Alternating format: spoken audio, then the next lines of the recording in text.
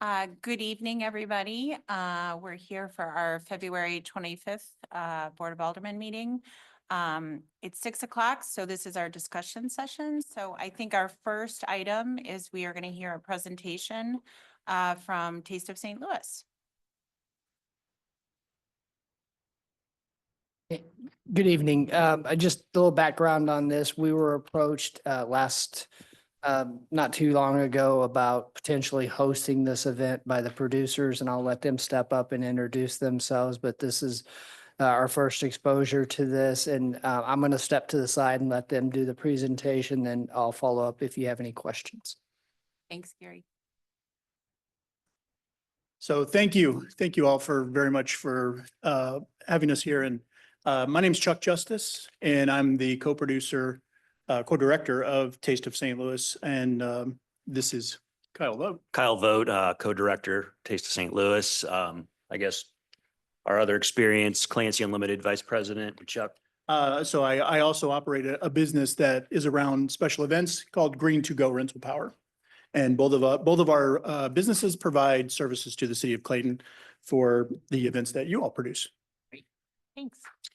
So if it's okay, I would like to explain maybe the first reason that might be everyone wondering why we're here. And Kyle and I have operated this festival now since 2019, and it has been a good experience for us. And while both of us work in the event industry, that doesn't really set you up to be an event producer. It's sort of like you might sell medical supplies, but that doesn't make you a doctor. And so we have learned a lot especially through the 2020 time frame, trying to maintain a business that's operating a public festival through some really tough times. So Kyle and myself have learned a lot, and we have sort of overcome a lot of issues, financial issues and things like that. So, but what that has allowed us to do is continue to produce the event. So Ballpark Village has been a great supporter, a great sponsor. They have helped us out tremendously. What Ballpark Village can't do for us is let us expand. It cannot let us sell sponsorships that are beyond what the venue has already got in place. So for us to continue to expand the festival, to do more with the festival, for example, when I say do more with the festival, that doesn't mean Kyle and myself make more money. It means Kyle and I don't need to take a paycheck from the festival, but we also don't want to write a check to keep the festival going. While it's probably St. Louis's greatest food event, for us to write checks for tens of thousands of dollars to keep it going is very difficult. So we have to look for new and expanded opportunities.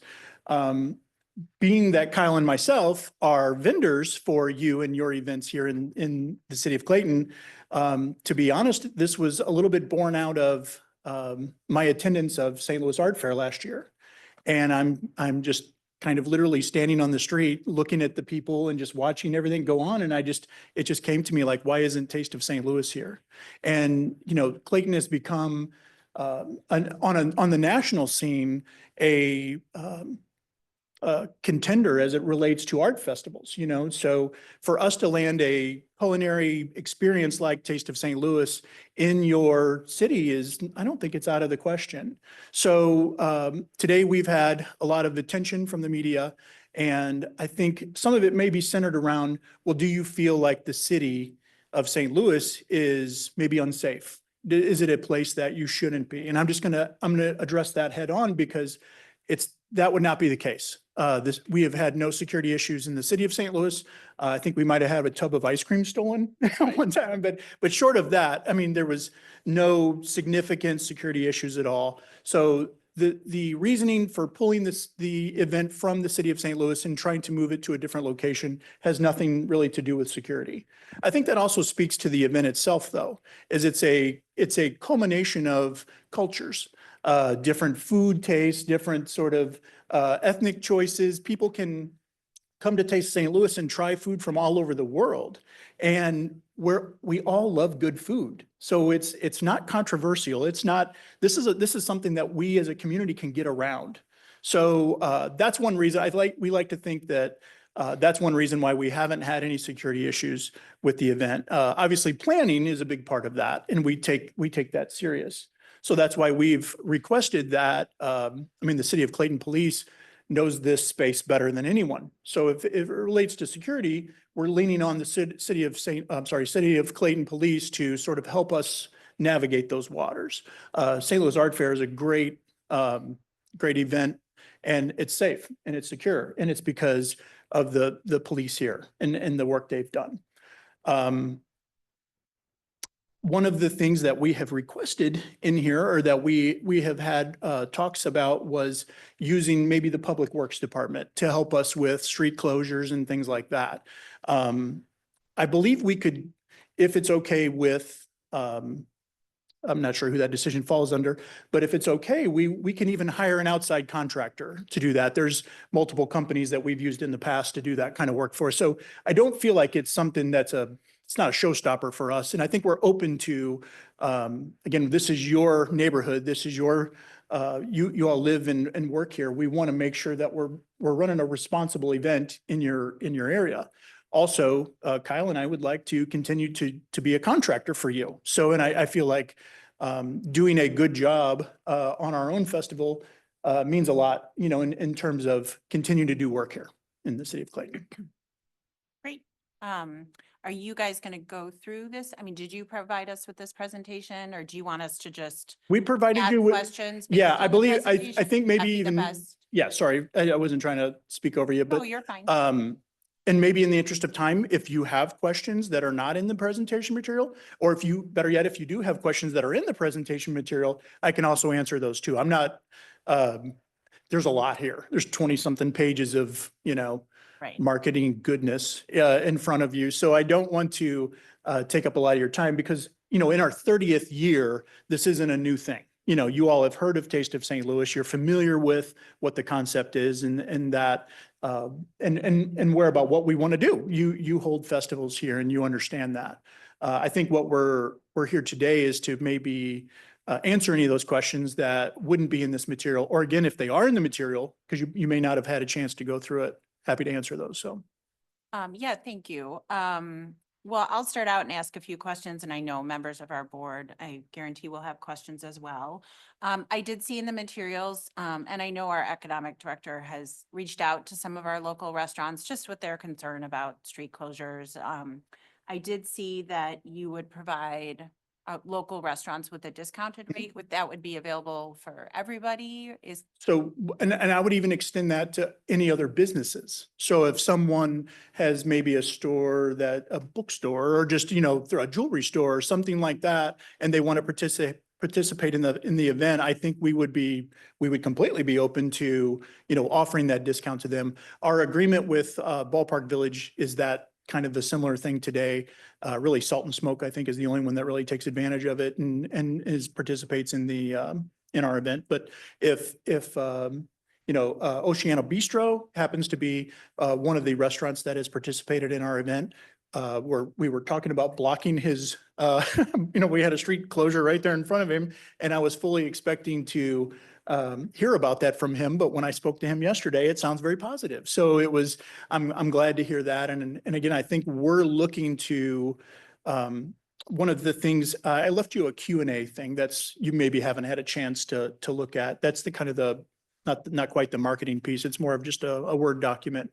But one of the things that I think we are willing to do is even create an advisory board, from businesses here in the city of Clayton that are affected by maybe street closures and things, and hear them out. And Amir from Oceano Bistro, he and I had a good conversation yesterday, and he had some great suggestions and all things that it was like, those are fantastic. I want to implement those things. And so I think Kyle and I would tell you, we don't have all the best ideas, so we're humble enough to know that we don't know what we don't know, right? And that we would look to the folks here in Clayton to make, again, while I know where the electric goes for St. Louis Art Fair, I may not know what's best for Oceano Bistro. Thank you. Yeah, I mean, I think that's, we would just want to make sure we're taking care of our local restaurants for sure. And then, Attendance, I saw that you had a very broad social media reach. Weekend attendance is around 50,000. Is that what you're That's correct, expecting? yeah. Okay. That's at Ballpark Village. So it's been bigger, and sometimes so, there's a heavy residential population here, which we don't have in the city of, St. Louis. So we kind of think that, that might help, is what we know that would help because there is one apartment complex there at Busch Stadium that kind of overlooks the ballpark. And we hear from them all the time. They're like, can you do this again next weekend? We're like, no. So, so it's great that there's lots of folks that live right here and they can just come and enjoy the event. They don't have to park and it's a benefit to them. And I, just kind of looking at your map, we do have a neighborhood downtown. We've got condo buildings and apartment buildings. So I appreciated it that it looked like you had a lot of your stages positioned in good spots, I think, like, for instance, there's a condo building at the corner of Brentwood and Maryland. I appreciated that the stage wasn't kind of on top of them. Yeah. And you moved the stages kind of internal to the city, which I think is great. I mean, everybody loves music, but I want those people to be able to, hear themselves on the weekend. So. Well, I think that's a little bit me leaning into my St. Louis Art Fair experience. Right. So Yes, I've thank you. provided the electricity for St. Louis Art Fair for probably the last 15 years Yeah, with and various companies. And I will say, so I don't forget, and, for the board's interest as well, I did talk to Sarah Umlauf today, who, as everybody knows, the Director of Cultural Festivals, the Art Fair, and she speaks very highly of you. She enjoys working with you. So, and it certainly would be excited about this event. And I jokingly told her I would love to pass this event on to cultural festivals in the future, and Kyle and I could go back to our real job. She mentioned that as well. That's No, something- Sarah, You guys could discuss that in the piece. Yeah. no, they're super. We love working with them. So. Well, that's great. I mean, I think one of my big concerns, and this is more of a question for our city manager and our staff is, and, I appreciate that you have offered potentially to get outside people to come in and close streets, because I think that is a real issue for our staff. They are maxed out. We really, I mean, we wanted from our master planning effort, we did, residents want to see more events, but we only have so much staff. So, just, I think there is a real concern about, on one hand, I asked David today, I'm like, does staff want more overtime? But I'm not sure they do. 'Cause Yeah. they're pretty maxed out. So I think potentially exploring the idea, and I don't know if then you would come back to us with a proposal, or that would be something you would discuss with David about, again, potentially bringing in outside people to help us. Could I work with Mike, at your city public works with the best way to Matt? do that? Matt? Oh, I don't Matt, know. okay. Again, Yeah, that would, so- yeah. Yeah, that's exactly right. So I think the way we would proceed here is if the Board of Aldermen was interested in seeing this event come to Clayton, then we would have further discussions with Taste of St. Louis to go over more of those details. We do have concerns on the public works side with the number of weekends that our staff actually comes in and works these events. I mean, overtime is great. Everybody loves it for a while. But when you have an event going on, and we do through the warm months, big events that are downtown, the events in the parks, we're demanding a lot of our staff, and this is another 3-day event that would take place on a weekend. So, and it's not like we can just trade, hey, you can have weekdays off and then come in and work the weekend instead. We've got all the regular work that needs to happen with our public works crews during the week. So it is a burden on our staff.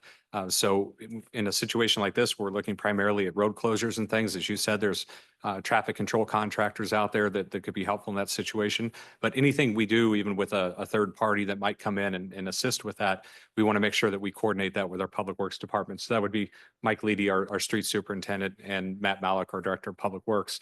And so again, if the board wants to proceed with something like this or wants to explore it further, then we would put together some sort of agreement that sets out very clear expectations, both for the festival and for the city, and everybody knows what their parts would be. And then where the city may have some personnel coming into work, just like we will have a police presence there. We will have some overtime, I would think, within the police department, that we have the mechanisms in place to get a reimbursement from Taste of St. Louis for any of those hours that we're paying for. So there would be more that would need to be laid out, but we'd be happy to do that if this is something the board wants to entertain. Mike Leedy is actually, if you see on the page that has the layout, Mike Leedy's the one that suggested the kind of cut the corners, instead of blocking off the whole thing, is being able to just, it'd be a slight restriction, but on the weekends, it's not as such, it's not such a problem. So, but that was actually from Mike Leedy's, and I have a great working relationship with them as well, so. Maybe I'll go around and see if the rest of the board has some questions.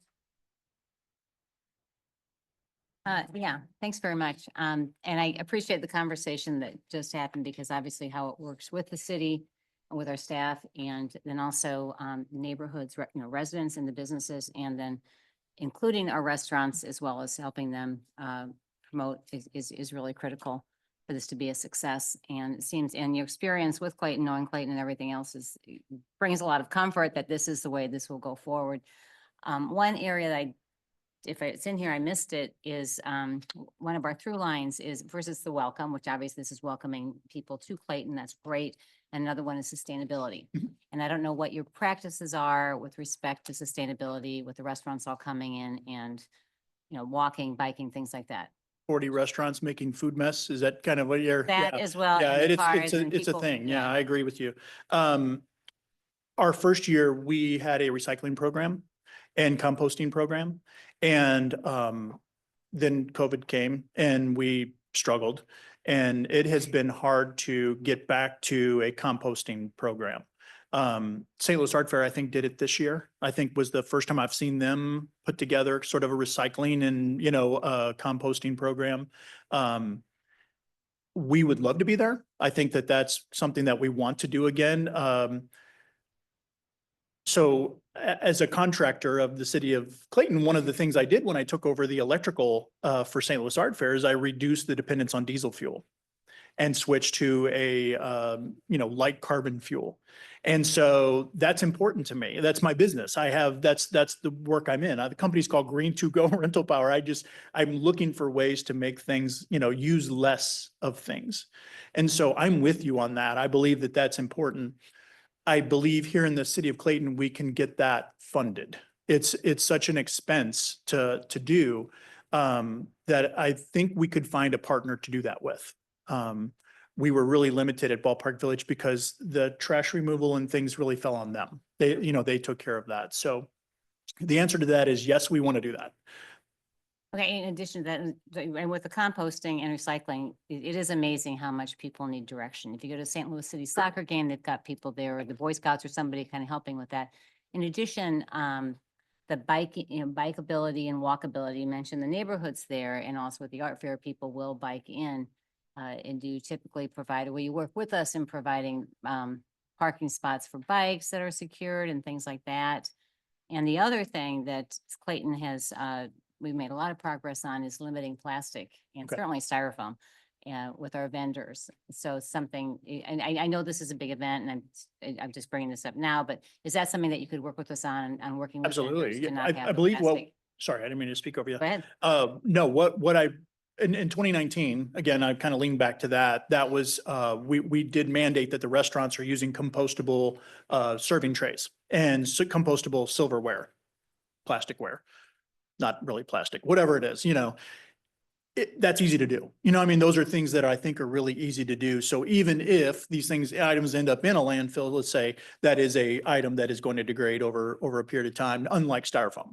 So I'm with you on that. That is one of my pet peeves and something that I want to get back to as well.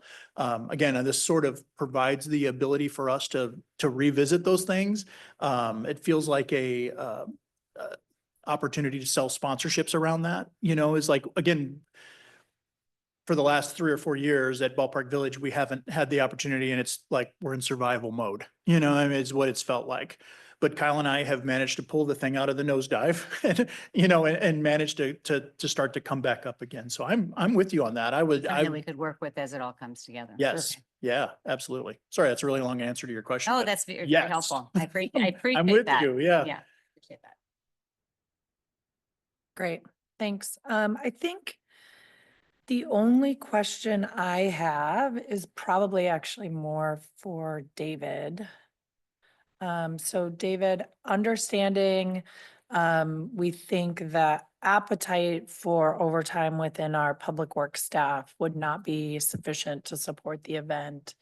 And you could work out some sort of agreement for that, for other folks to come in and do that work. I'm curious about like how, if we do that for any other events, or what kind of potential like issues or risks could come up So for that. We don't currently do that for any of the other events, Yeah. but we are at that point now where I think we're really maxed, especially to take on a full weekend again. Again, we're getting to the point where staff is incredibly taxed. Just trying to find time for them to take off during the summer months starts to get difficult, and then backfilling that with overtime. So yeah, I mean, we're at the point where if we were to take this on, I think we'd have to look at a contracted third party. I think as long as we're involved in that initial setup, it would have to take place on a Friday as well. We would get a look at you know, how that was actually executed while we have staff here.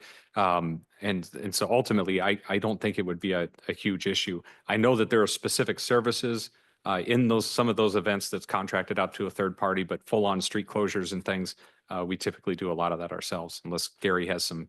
Yeah, it was a pretty Inspiration obscure of the event a few contrary. years ago, but we had a car show here in town where we came across, we started to develop this issue of too much overtime because of the staff size, and worked with Matt and Mike, and they basically oversaw a third party come in and do the street closures. So we don't have a tremendous amount of experience, but we do have a template for that where they review the timing and the placement and the materials used and then sign off on that. And that's what's implemented by the event. So we have one case. It was a rather small event, but we have done that in the past. Yeah, thank you. I just would want to make sure, because if this, I know people like to have events. I would love to see Taste of St. Louis have a 30th year if it's been going around. And so I think it's a good idea. I think I'm recognizing that even if it isn't our staff, it will be, like, it represents us, right? Even though we're not running it and people will associate potentially negative things that happen, or like service experience with the city. So wanting to make sure that we do what we can to And protect I think we could that. definitely Sounds set like, up a way to supervise, even if we had one person here yeah, over the weekend. You know, that's much easier to do than to have 6 or 8 that are here Yeah. throughout the entirety of the event. So okay. I think we can figure that out. And then what about when it comes to safety? Would you have, would police officers or firefighters be willing to be providing overtime, or would you view some kind of private staff I think doing that? we're probably looking at some sort of mix with this one. We're definitely going to want our own police to be present to some Yeah. extent.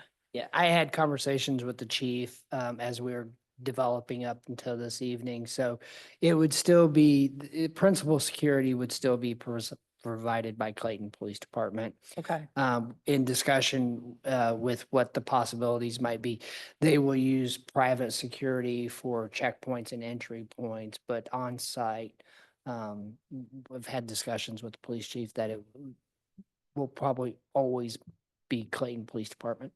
okay, great. Yeah, just kind of for similar reasons. And then with those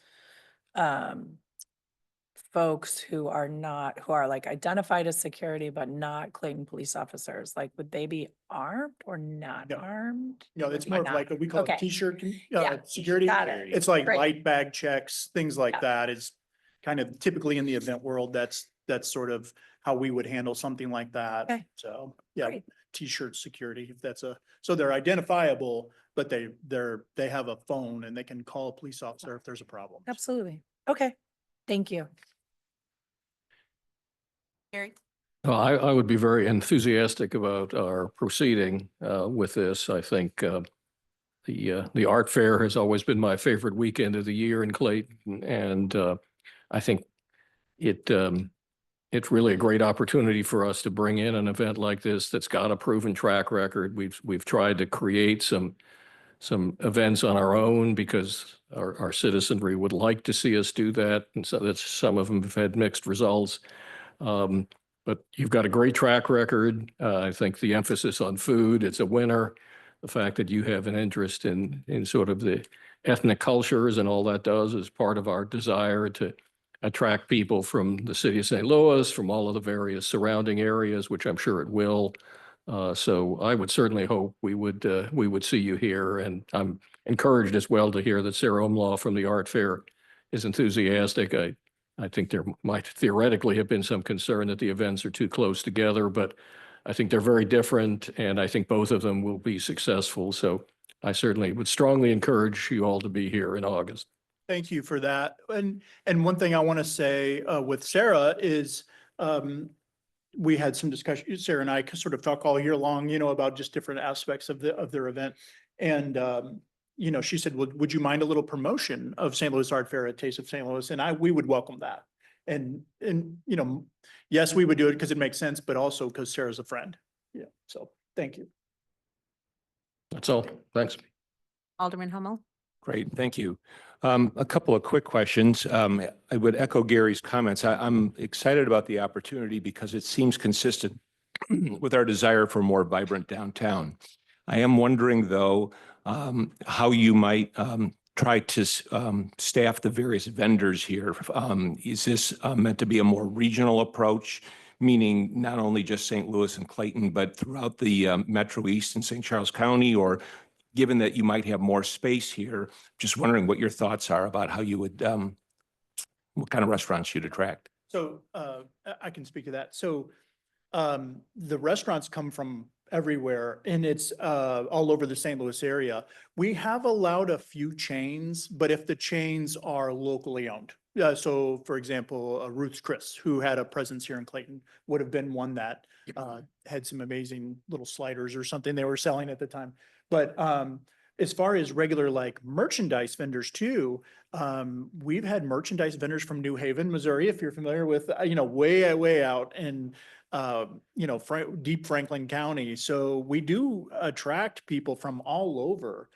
We do try to be picky. I don't like a lot of the, these vendors that are selling the weirdo disposable like neon things to kids. I think it's trashy. I just, and then they leave it on the ground. It's just more stuff to pick up.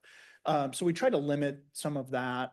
But yes, we try to keep, and also interesting and thoughtful things that are related to our mission, of good food and different kinds of food to try, is it something at Taste of St. Louis that, folks may not try, food from certain cultures that they're there to try, and so yes, the answer Okay. is we're very intentional about making a, unique experience. So my understanding from your materials is that at least once, maybe more than once, you held the event somewhere else, maybe Chesterfield or something like that. Is there anything that you learned from that experience that is moving it to a different location that you would that would somehow impact us here in Clayton that you've learned from that you either wouldn't do or make sure you do differently the next time? So the previous ownership of the festival is who had moved it to the city of Chesterfield. And at the time, Chesterfield was, if you're familiar with that location where they had it, where their amphitheater's at, they were trying to develop that and trying to draw, quite a bit of attention to that particular area. Well, what has happened is then overlay that with a lot of residential that was built up over the years. And it was, I think the answer to the question is it's a better benefit that the residential's here now. Because when the residential came in later and they saw this, all of a sudden 50,000 people showing up over the course of a weekend, it caused some real issues there. So I feel like we have it in the right order in Clayton, there is residential here. It's already established. You all already have one of the best art fairs in the country here. They're familiar with it. They know the Monday morning, the stuff's going to be off the streets and you can drive anywhere you want, and so if anything, I think we're learning that having the correct venue is important, is Ballpark Village has been fine. It's been a safe play for Kyle and myself. There's parking there. People are familiar with it. When you say Ballpark Village, you really don't have to give any other direction, that everybody knows where that's at. So this will require a little bit more education, for our customer. But again, I think that's easily done. I think through social medias, and we do have quite a social media presence. One of the things that I think is most impressive about this festival is you all get a lot of email, right? And when you get the email, or when the Taste of St. Louis email list gets the very first email for the year to say, hey, here's the date and here's the location, 70% open it. That's unheard of opening rate. The regular rate's like 5%, if even that. So that just tells me people are looking. They want to know when the event is, where it is. So that'll give us an opportunity too, to sort of zone in on, here's where you can park, here's how you get to Clayton. Bike, the biking suggestion that you had made, I think is a good thing. We haven't had that opportunity at Ballpark Village. As just bikes is probably not a thing that was going on there. But that is a good suggestion. I like that. I've got a few, Gary. Might be more directed to you, just a couple of quick questions. So based on what you've learned about this event, would you anticipate the crowd size to be comparable to the art fair, bigger or smaller? Oh, no, this will be, they're projecting 50,000 over the 3 days. And I think Art Fair states a number of 150,000, Okay, so but in a much smaller footprint than Art Fair also. And I attend both of those events, and I would say Art Fair is quite a bit bigger. okay. And then I'm assuming our process would be to bring this back again at some point. And so when assuming we do that, it would be helpful to me if we could go through some kind of a survey of our downtown businesses, not only the restaurants, which I would think would like this because it would bring a lot of business, but just the impact it might have on other businesses. Are we getting to the point where we're having too many events or not, just to get some constructive feedback? Similarly, I think some of these new businesses might see this as a business development opportunity for them, so they might see it as a plus. I'd hope that's the way that they'd look at this.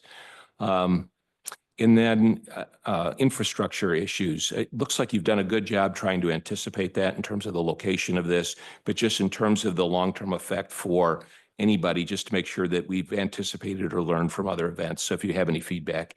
And then the last thing I have, I'd really like to see us, if we do an event like this or for the art fair, is take a line from the art event in Maplewood, where they had signs all over the community showing where parking was. It made it so incredibly easy to park. And so we always say that we know where parking is, but I don't know if we're attracting people from all over the region that they're going to know that. So to the extent that any of the parking lot companies or companies that have parking garages are willing to modify or make that easier, that would be good to know that information too. Yes. Well, I mean, the parking is identified, unfortunately, as DOT type signage. The blue sign with a P on it, and I understand. So I think that's an easy communication to the lots that are available. Yeah, And some kind of temporary signage. Correct, We'd that's be what I'm sure to bring suggesting. Anna on board for that too. I'd like to add too, at our event, we bring in multiple LED mobile screens. So we can put that information and that could be broadcasted throughout the city as well. Alderman York? So I had a couple questions. I want to confirm what I understand, which is there's no expected cost to the city.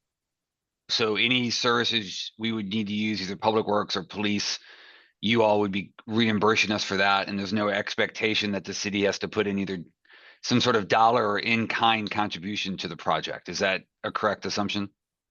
That is our assumption of, in talks with Gary, that's what it would take to do in exchange. And I've mentioned it in a number of media interviews today, which I too am surprised the amount of attention that this has brought.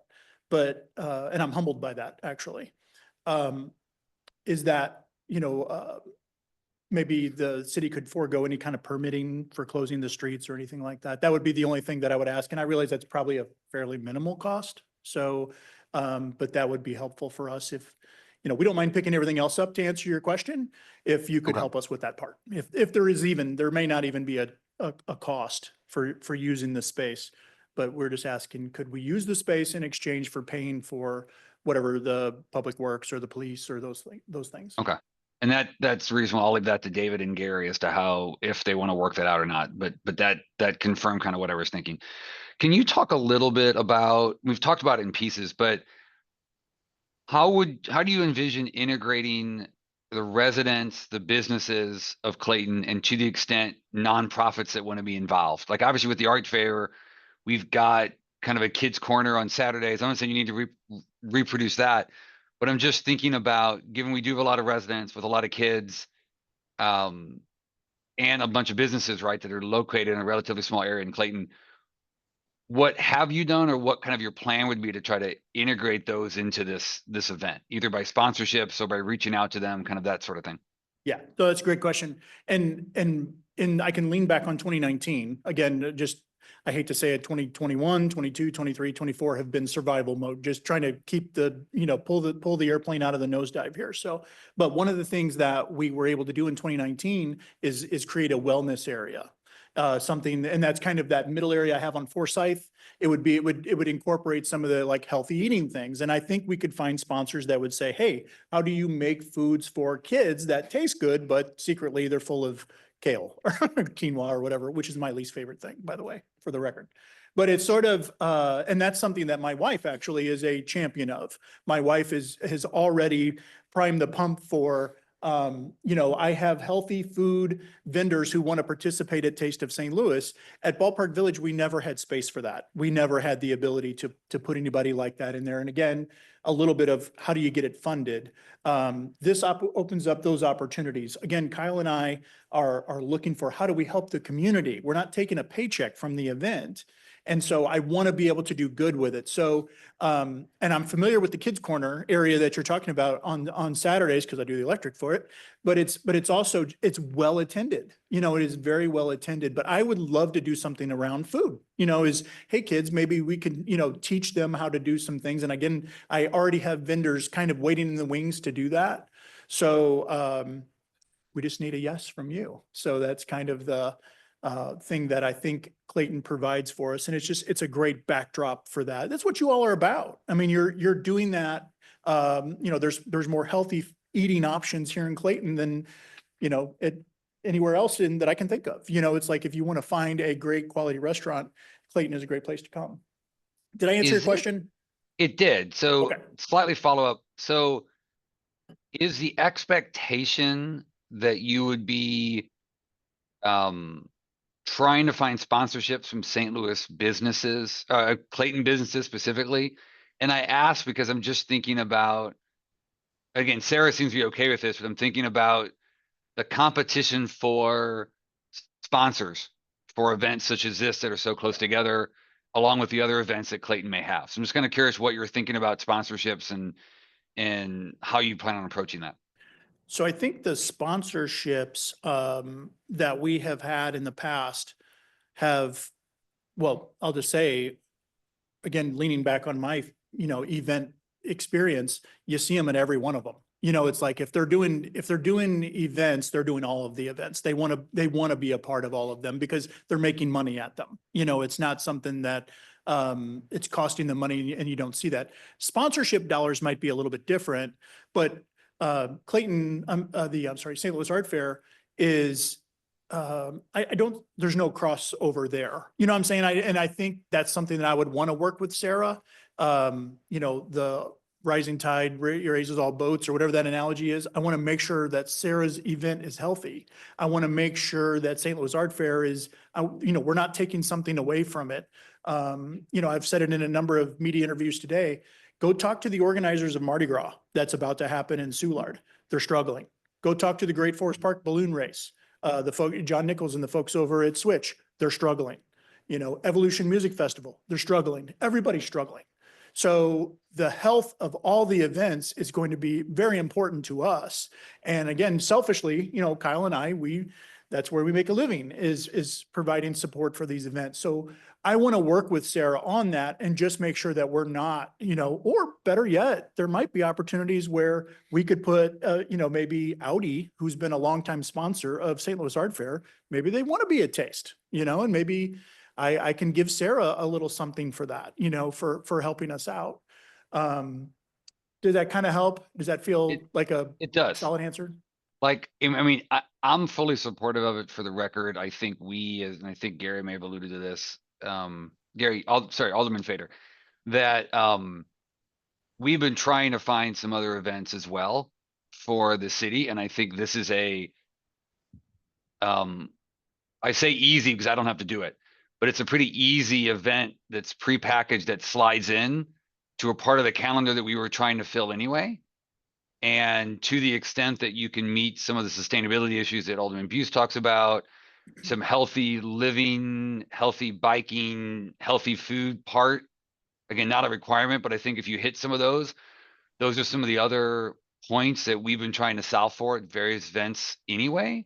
So I think it could be a win-win for everybody. So I'm supportive as long as, again, David and Gary, Carter assures me, like everybody else, that our staff we're able to staff it in the way that Clayton does it.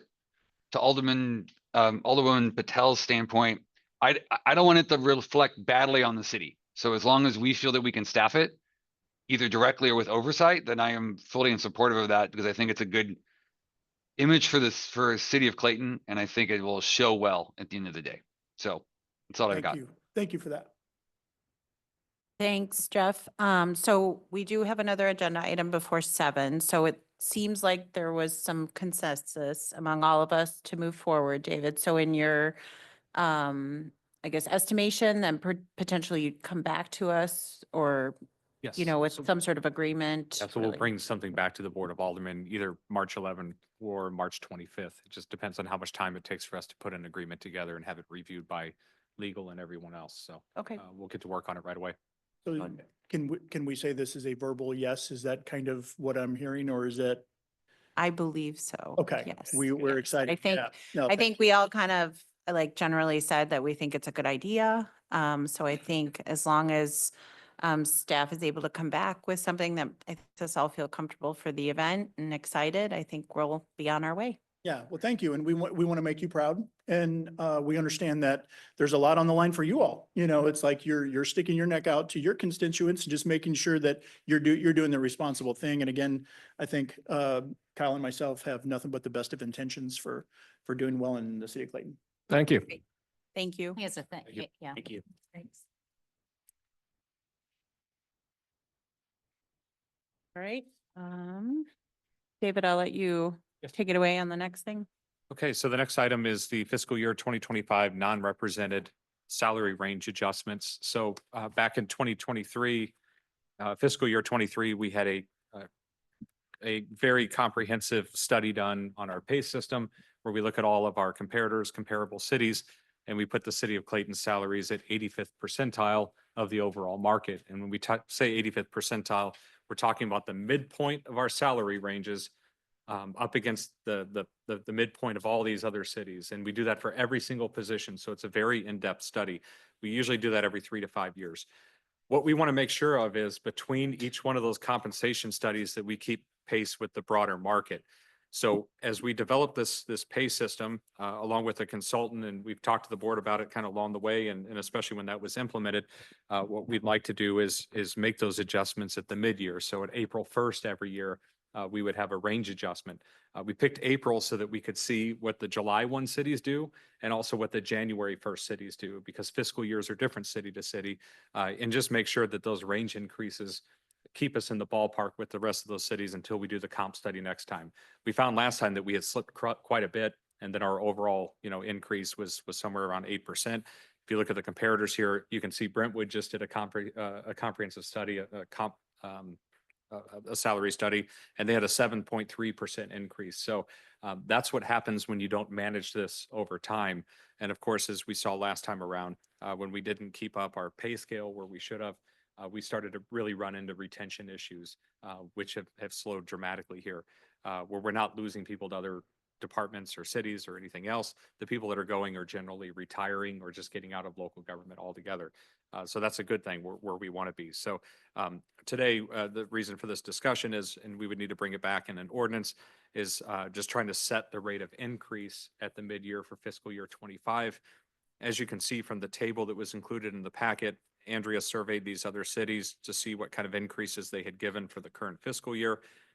The average was 2.8%. The median was 2.5%. And just so everyone knows, in the CBA for police and fire, they get 2.5% year over year range increases. the reason I bring that up is we have individuals within police and fire, in the police department, everybody at sergeant and above, and in the fire department, the battalion chiefs, the assistant chief and the chief, they're all on this pay scale with the rest of the non-represented employees. So if we increase those amounts at a slower rate than we are everybody else that is represented and guarantee that 2.5%, you start to compress your salary ranges where, you have corporals that are starting to catch up with sergeants because their increases are happening at a faster rate. So our recommendation would be to give the 2.5% increase. We could go to 2.8, which is the average, but we do think 2.5 keeps pace with those represented employees, keeps pace with the market overall. And so, based on the information we have, that would be our recommendation. We did, when the fiscal year 25 budget was adopted, we had a 2% increase that we'd kind of baked in there. We weren't sure where those July 1 and January 1 cities were going to be as far as their salary increases. We had guessed 2%. It turns out, it's closer to 2.5 or so. If we were to increase it 2.5%, it would add it's an additional cost burden to the budget, but that amount would be about $24,000. That includes the benefits and everything else that are loaded along with that extra 0.5% increase that was unbudgeted. So with that, I'll answer any questions you have. But again, our recommendation would be to give at least 2.5% in the range adjustment to keep pace with represented employees in the market overall. Great, thanks. I mean, I would certainly be supportive of the 2.5% range adjustment. I think for all the reasons you certainly just expressed related to making sure that, our non-uniform and uniform employees, stay aligned, especially in the fire department and the PD. I also just think it's really important that we stay, I don't want to get in a place where Brentwood clearly was. So I would like to make sure that we stay on pace with our neighboring communities. So I would just be supportive of the recommendation. And then we can just go around and Susan or Alderwoman Buse. Thank you. Yeah, I staying, keeping the pace going throughout, makes a lot of financial sense.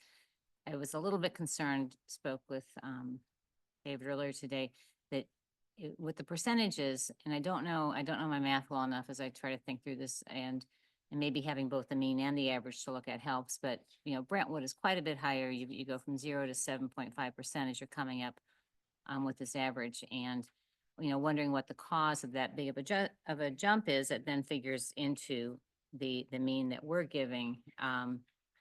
So I think we do have to be cautious of that because that's a pretty huge range in a 1 year.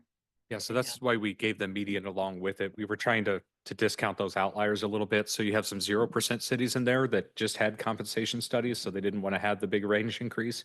And then you have another city like Brentwood that just implemented it, that had the big jump. So that's why we put the median in as well. So if you line up all of those together, the middle increase in there was 2.5%. So That's where you think that. it's just really hard because everybody's on these different schedules for when they do the comp study that really drives the big increases.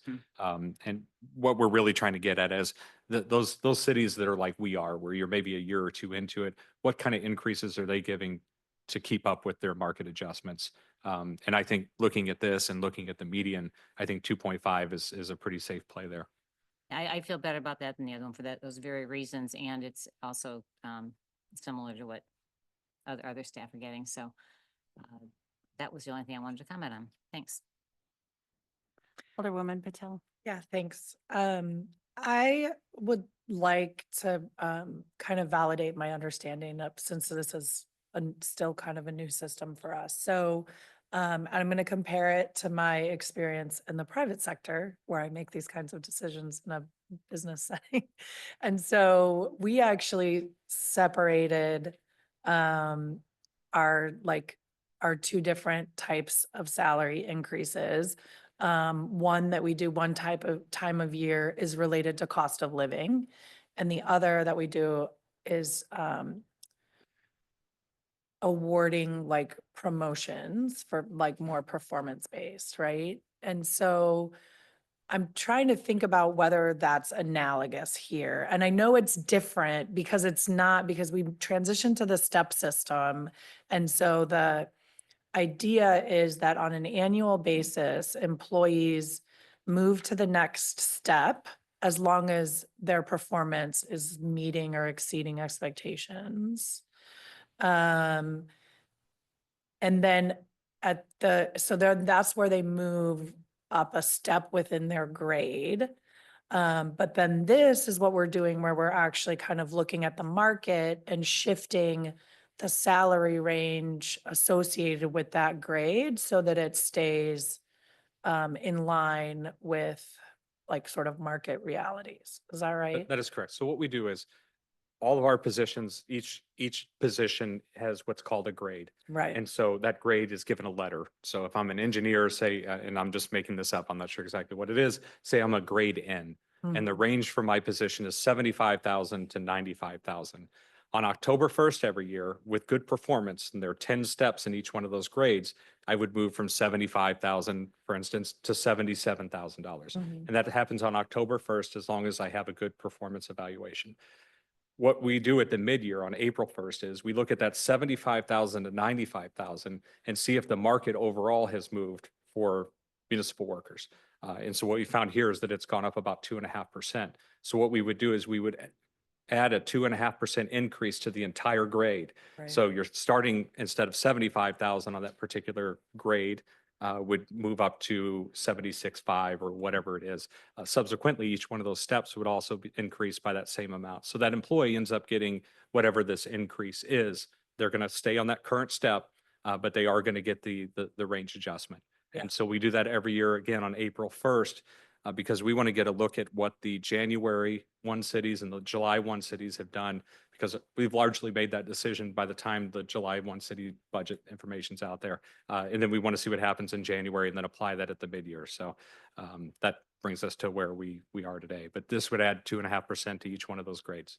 Right. And then I believe that we do still intend to do occasional compensation studies. Correct. And my understanding of that is that would look kind of like more closely at each like job families or job descriptions and make sure they're assigned to the right grade.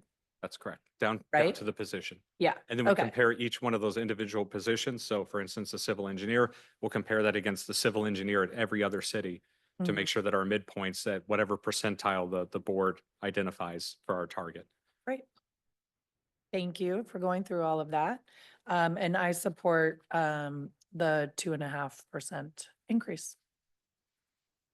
Alderman Fader? Well, I think we all recognize that we want to retain very qualified people who provide a variety of services. I think that's what we expect. That's what our citizens expect. And we all know it's very competitive out there now, competing with the private market and also with other communities. So I think we need to do what we can to make that happen. I know we've had retention problems in the past, which, as David said, we've greatly been able to diminish of late because we have made adjustments. And I think this is another one of those adjustments we need to make. So I support the 2.5% adjustment that staff recommended. Thanks. Alderman Hummel? Great.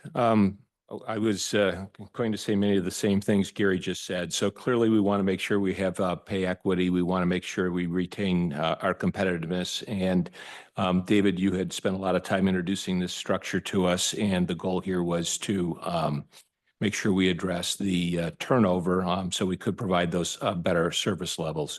So I'm supportive of all that. That said, I just still have a couple of questions. So when we get this data, I'm wondering how specific is the data we're getting from these other communities?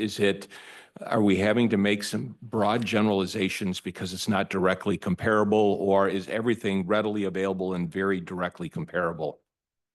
The way we ask it is directly comparable because it's so general in nature. We ask those cities, what did you do with your overall range adjustment? So the numbers that they gave us, the numbers that you see there. So we're not getting down to that position level or anything else. It's what's the average adjustment that you gave to your grades, and that's what we've plugged in. Okay, so this is anecdotal. I'm not suggesting there's anything wrong with the data, but as Becky brought up before, periodically we'll do a survey and actually make sure we have the actual data from time to Next time. survey would be in fiscal year 27 or 28. Okay, and then from a process standpoint, again, my understanding, well, let me ask the question this way. What is the approximate percentage difference going from one step to the next step? Is it uniform or does it depend? 0.75, I believe. Yes. So what we would then anticipate is an increase, this is a question, we would increase our range by 2.5% across the board, and then assuming no attrition and satisfactory performance, we would expect another 2.75% of increase. So we're going to have a 5% increase absent any other unusual The factors. 2.75% increase if you got the step, which most employees did, that happened on October 1st. So this would be an additional 2.5% that hits on April 1. And then next October 1st, if you have satisfactory performance, then you would get that next step, which is the 2.75. And then we'll talk range adjustment next April again. Right. So I get that the impact in any given fiscal year might be Which is- partial, but over That's the correct. course in the long run, it does accumulate though to approximately 5.25% increase in correct. this case. And so my only concern with that is that rate of increase overall is pretty expensive relative to inflation in the marketplace. I understand we've got to be competitive, and if that's how it is, that's how it is. We want to deliver the service levels. But what I do think we need to be thinking about then is either learning more about our experience about attrition to see whether or not new employees that do come in cause the overall pool to not grow as fast as a result. So I want to make sure we learn from that. And then again, the importance of we've added staff, not very many, 1 or 2 positions, I think. But this is like a growing part of our budget. And so just the whole concept of collaboration with other communities in order to control these ranges so we can be competitive is just imperative. So, Absolutely. I agree. The other thing we can look at doing in the future is we can add a column that also shows with these other cities, they don't just give the range adjustment. These cities are all either on a step system like we are, or they have a merit-based system. And so we can indicate that as well, because in just about every one of these cases, you're seeing them give a step increase in addition to this range adjustment. So the percent increase overall that we're seeing here in Clayton or that we're proposing is in line with what you see throughout the market. The other nice thing, but I mean, part of the attrition, the way we've seen it over the last year, again, most of the employees we've lost have been through retirement or other things. Typically, those employees are going to be further along in that step system. So if you've been here, 25 years or so, and you're going to retire, you're typically going to be on a step 8 or whatever it might be. And we always try to hire those new folks that come in at a step 1 or 2. So you do see significant, savings every time we have that retirement, and that grade kind of resets for that particular position. And so we've been seeing a lot of that over the last year or so. Alderman York? Well, one of the questions was Alderman Hummel just covered, but we're basically giving employees raises twice a year. Not necessarily calendar year, fiscal year, but they're going to get the 2.75. Now this year, they're also going to 2.5%. So they're going to get raises twice a year. So employees are, as far as the step system goes, I mean, that's I think there's some obligation, or at least the appearance of an obligation that the city's going to fund the steps every year. When you get to April 1st, that's really where you have the discussion on whether or not you do a range adjustment. Then, you really take the budget into account. You see what's going on in the market overall. I would say that second increase, the one we're talking about right now, that's something that's up for discussion every year. If we had a tight budget year and couldn't make it work, I think our recommendation would be very different than what it is here. It just happens within the current fiscal year. And especially with the market pressure we're seeing, our recommendation is to try to keep pace with that 2.5. But I think we're going to see some massive fluctuation in that year over year. And again, so I echo what Alderman Hummel said. Like 5%, I mean, it may be what it is, but I don't know many businesses are still giving that out. And I know businesses and government are not the same thing, but I do think there's a continued conversation that probably should be asked that's due for a different night than now about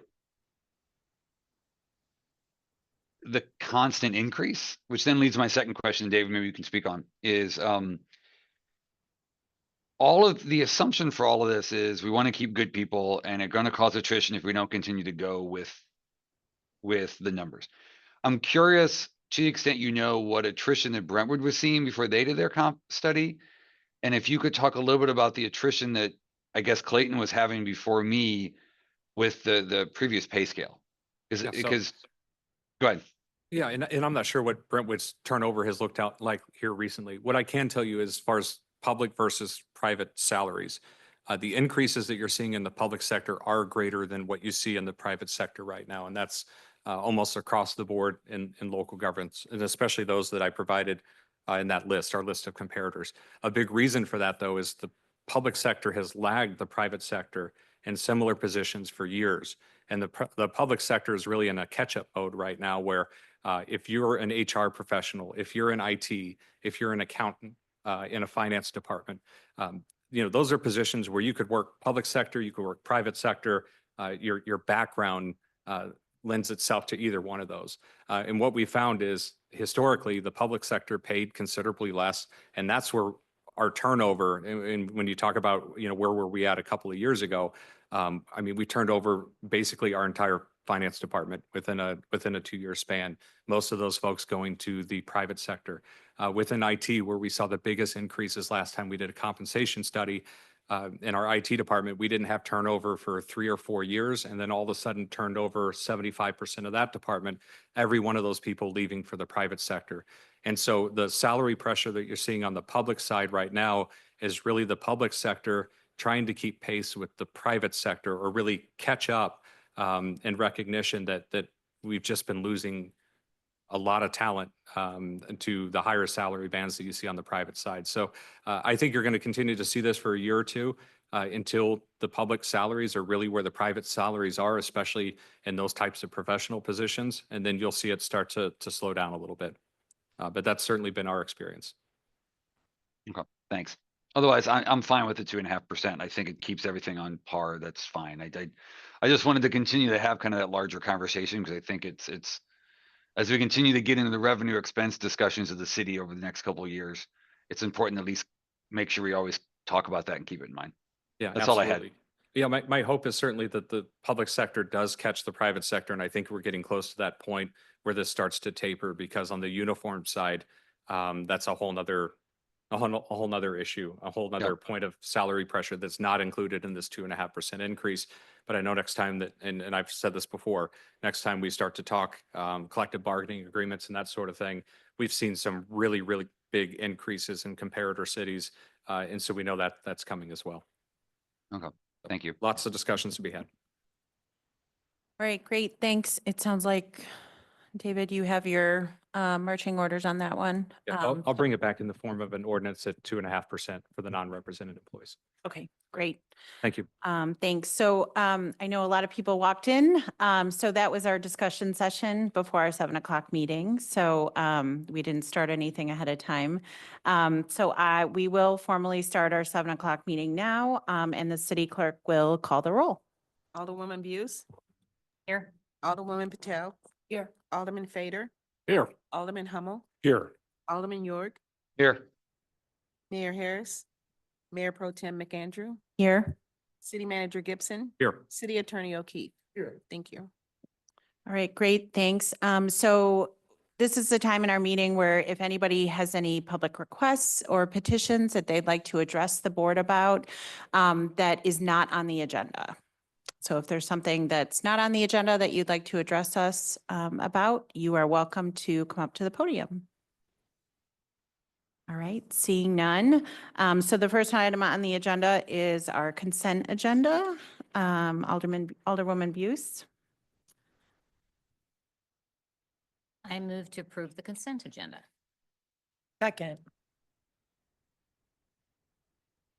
Here. Alderwoman Buse, Aye. Alderwoman Patel, Aye. Alderman Fader, Aye. Alderman Hummel, Aye. Alderman York, Aye. Mayor Pro Tem McAndrew. Aye.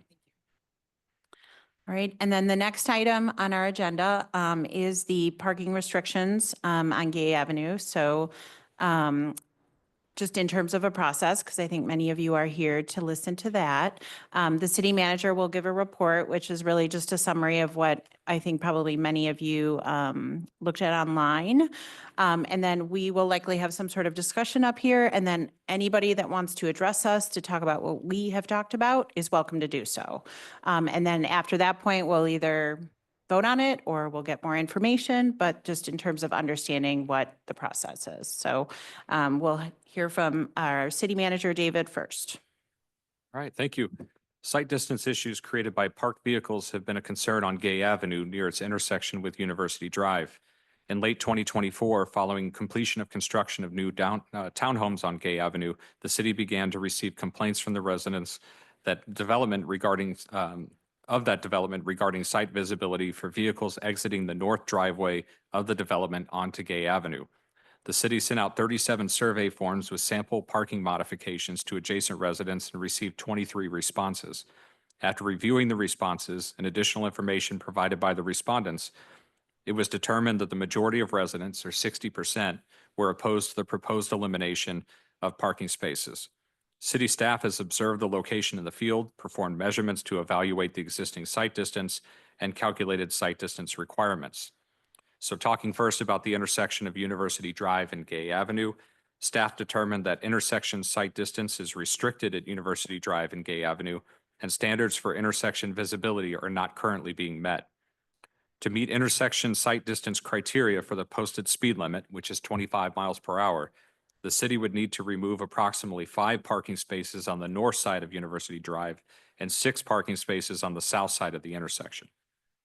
As far as the garage exit from the townhome development, staff evaluated the site visibility at the northerly driveway exit from the townhome garage. Current site distances at the driveway do not meet standards. Meeting this criteria would require removal of approximately 6 parking spaces on the south side of the driveway and 2 parking spaces on the north side of the driveway. Restricted site distance is common in urban areas, and full application of intersection site distance standards at this location would significantly impact parking.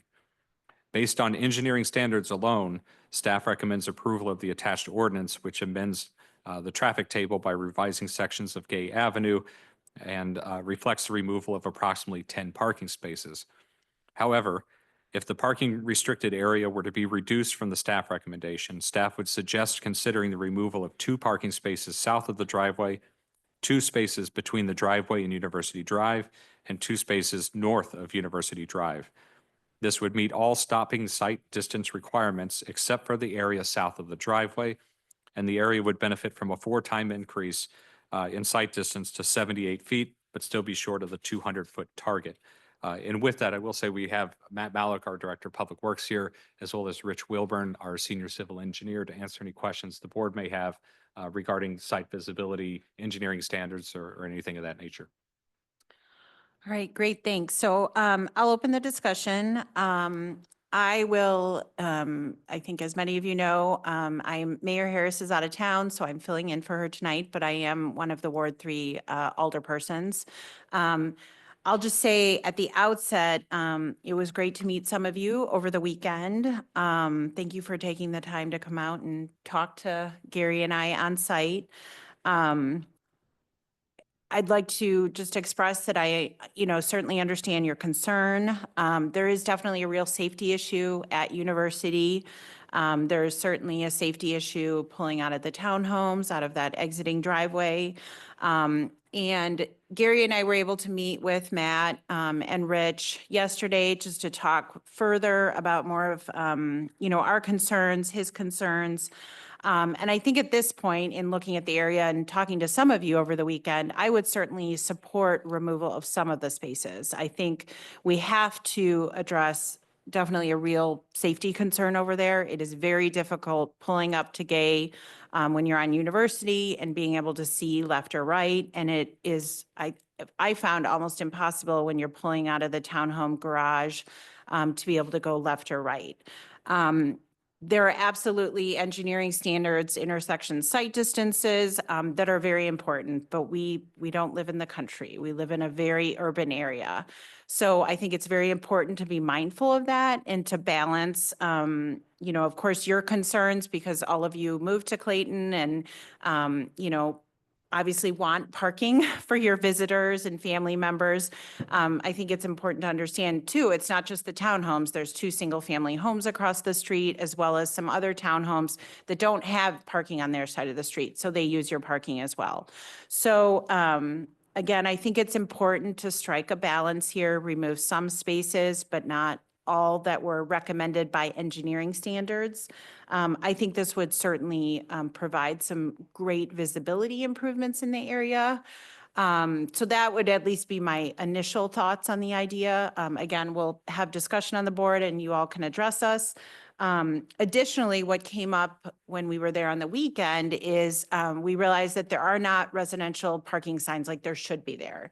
So our Director of Public Works, Matt Malik, will absolutely put in, or his staff will put in signs so that it will say 2-hour parking, but like, for instance, an employee at Paper Source who can't park behind the building for whatever reason cannot be parked there for 8 hours. They have to have a residential parking sign. That wouldn't prevent somebody who's having lunch to park there for an hour and a half, but it would potentially alleviate maybe some parking problems during the day if we're finding that employees are parking there for extended amounts of time. Because those residential parking signs were taken down during construction and were never put back up as they should have been. So I think that will be an important thing. I think also, Gary and I are definitely very committed to rechecking back with you in the next few months to see if there are some improvements. I also think an ongoing conversation with the board and with our staff is to consider speeding in the area. It is a very well-trafficked street.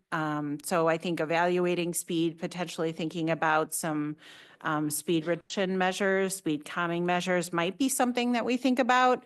But I think that'll come a little bit later once we kind of evaluate the parking. So those would just be my initial comments on the subject. I'll ask Alderman Fader, who is your other Ward 3 alderperson, to see if he has any additional comments. Well, obviously, this is one of those things where we're not going to make everybody happy, but hopefully we can make most people satisfied with trying to come up with something that balances the needs for safety with also the needs of the people who live on Gay to have adequate parking. It does seem to me, if you're on the east side of Gay or the west side, you have a different thought about this, and even to the extent of where you are on Gay, it somehow affects how people feel about what we should do about parking. Just to reiterate, Alderwoman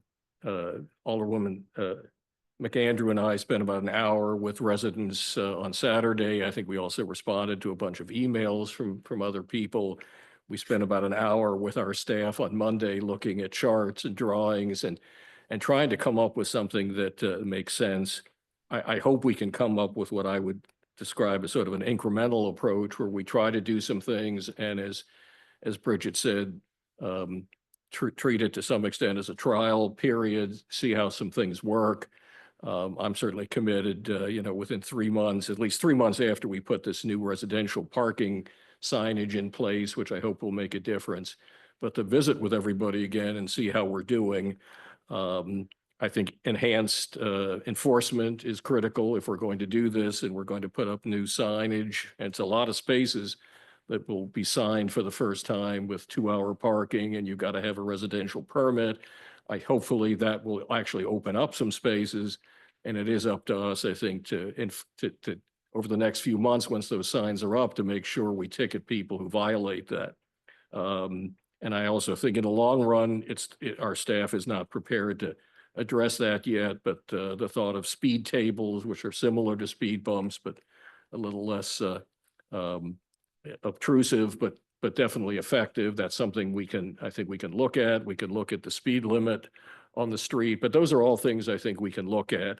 But in the meantime, I think Bridget and I both felt, and I think staff agreed, 10 spaces to eliminate is too many, 6 spaces is too many, especially if we're trying to balance safety on the one hand with the needs of our residents. But we do think that from our perspective, eliminating 4 spaces, 2 to address the access from the townhomes of Clayton, where it does seem to me a very difficult point to exit from that site.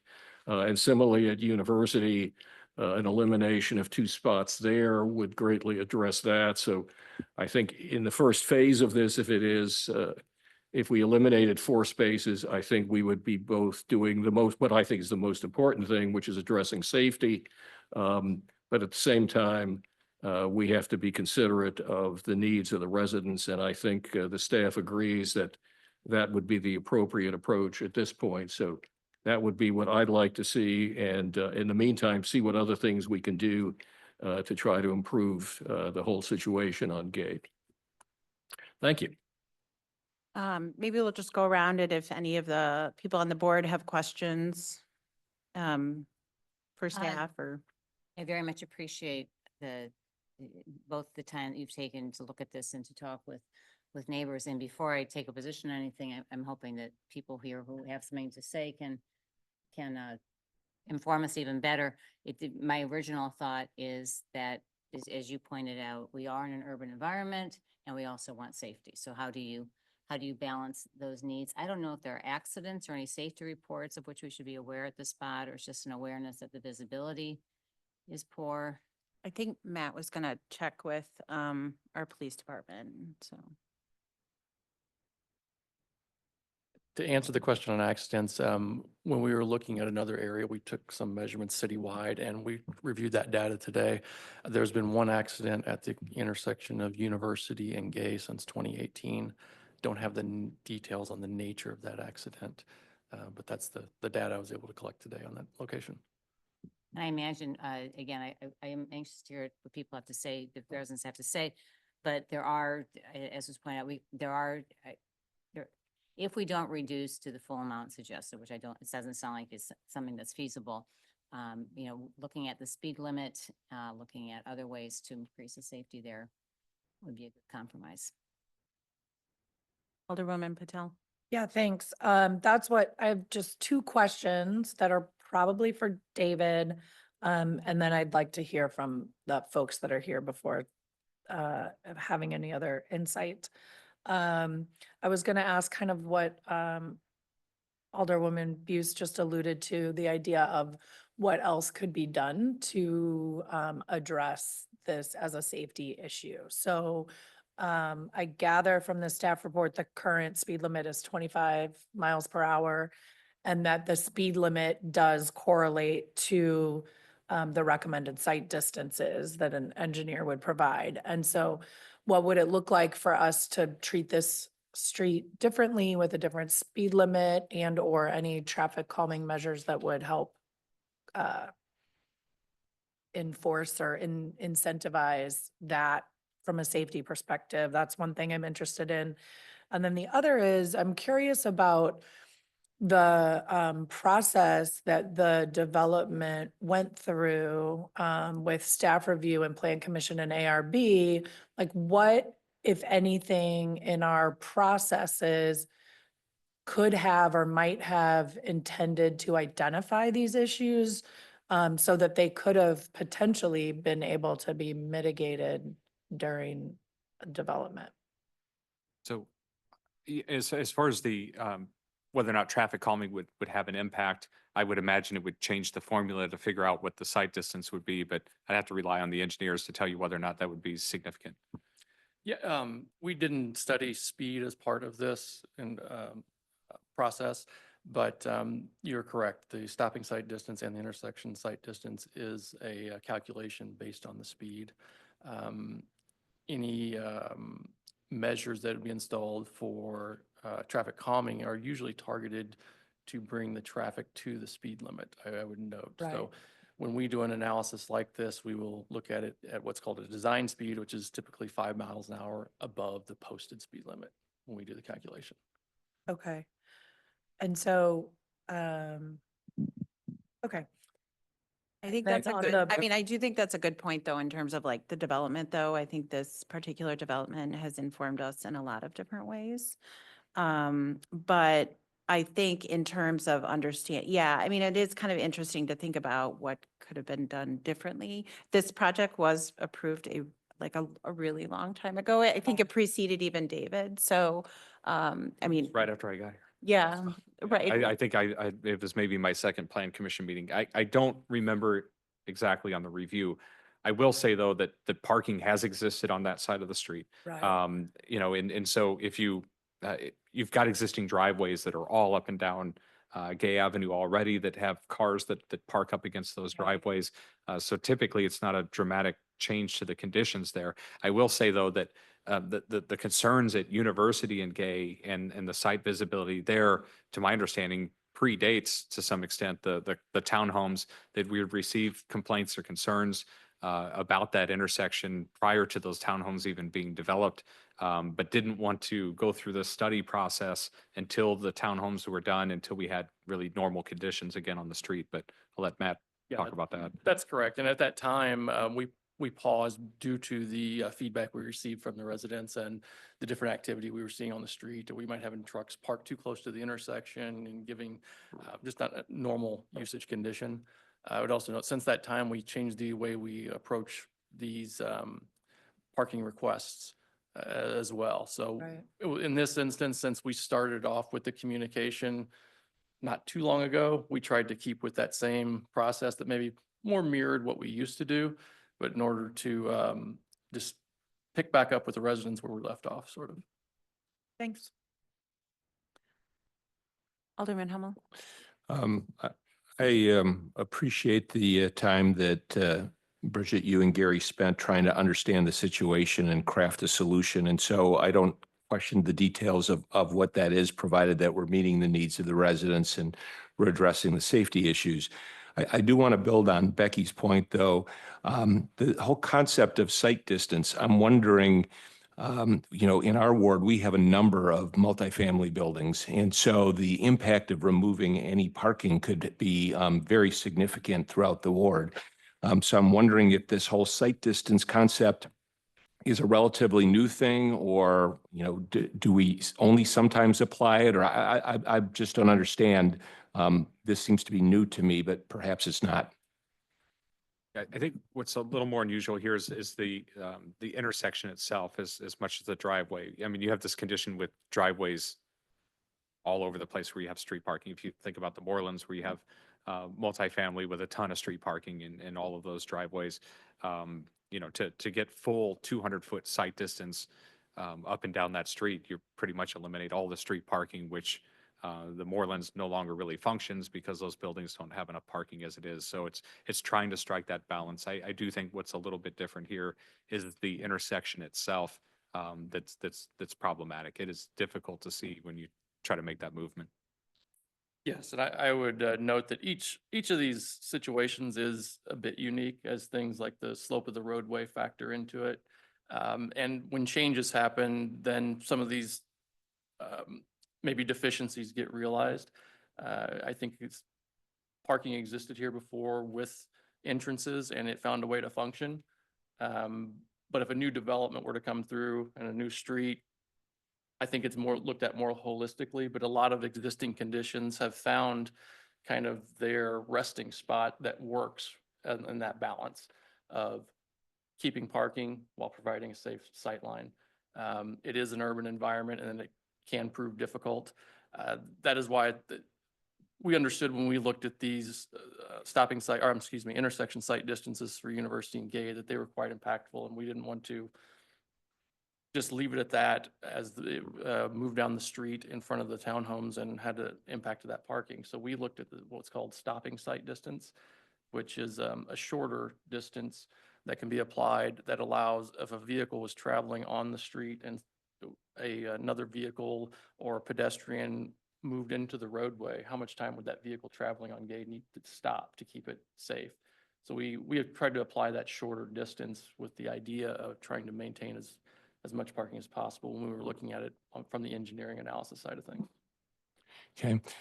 I'm wondering too, if, I'm guessing that we did this, but at least I hope that we did that, to Becky's point about, alternative solutions. So just thinking of if we've got a site problem and or a speed problem, can those be addressed with, other potential solutions like bump outs or making it a fully stop, sign oriented intersection?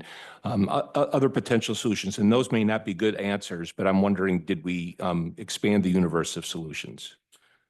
When the request came in, started as request for removal of space.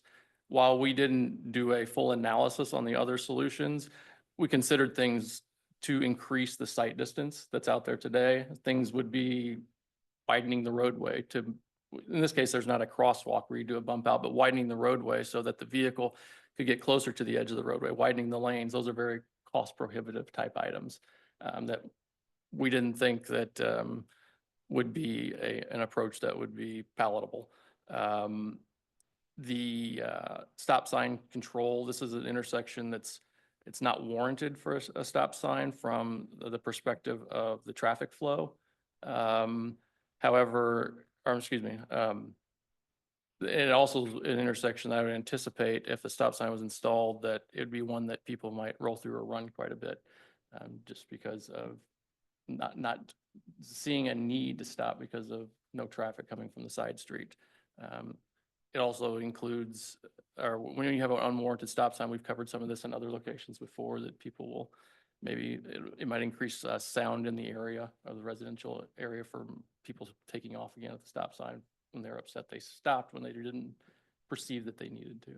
But it's one of the things that's can be utilized, but just didn't seem to fit this location. Yeah, and I'm not suggesting that it is the answer, just did we consider it? So it sounds like you did. So, okay. I'm just anxious to hear resident feedback, so I don't have any other questions. Thanks.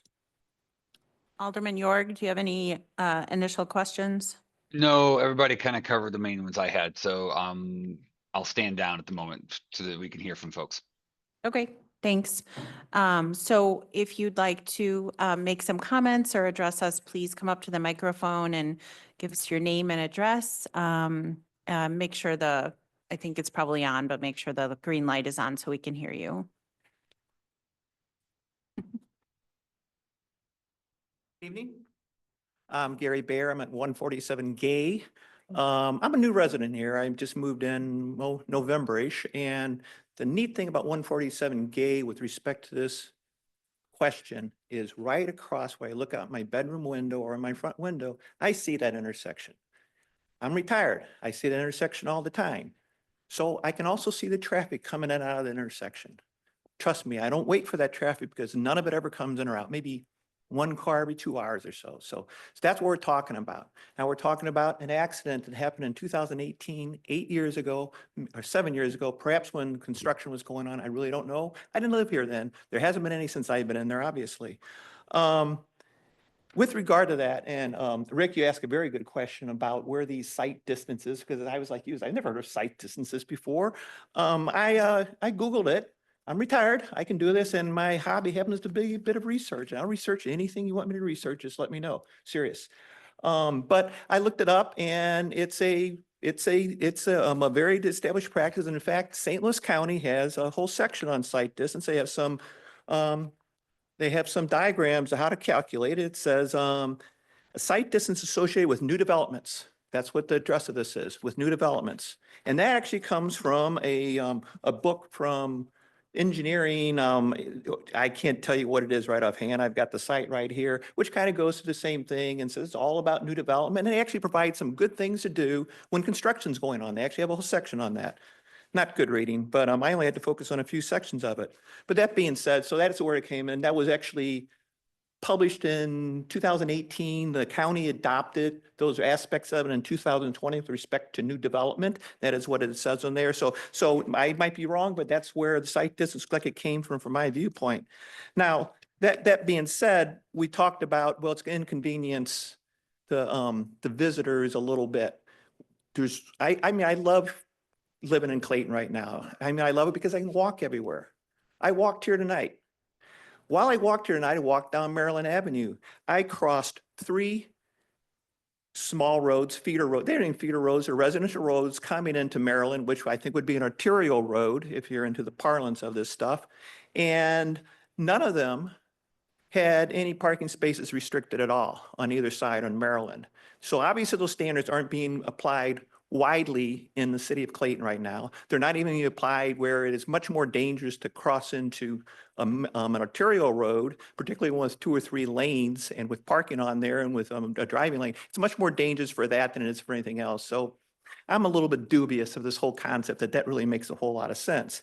Now, because I live right across from University City, or University Drive, not University City, not University, anyway. I live right across from there. If I have somebody coming, people to clean my house or any type of service employee, or even just a visitor, I do have visitors occasionally, and some of the other people have a lot more than me. I'm right across from there. So what you're basically saying is anything that's even slightly convenient to my residents is now gone.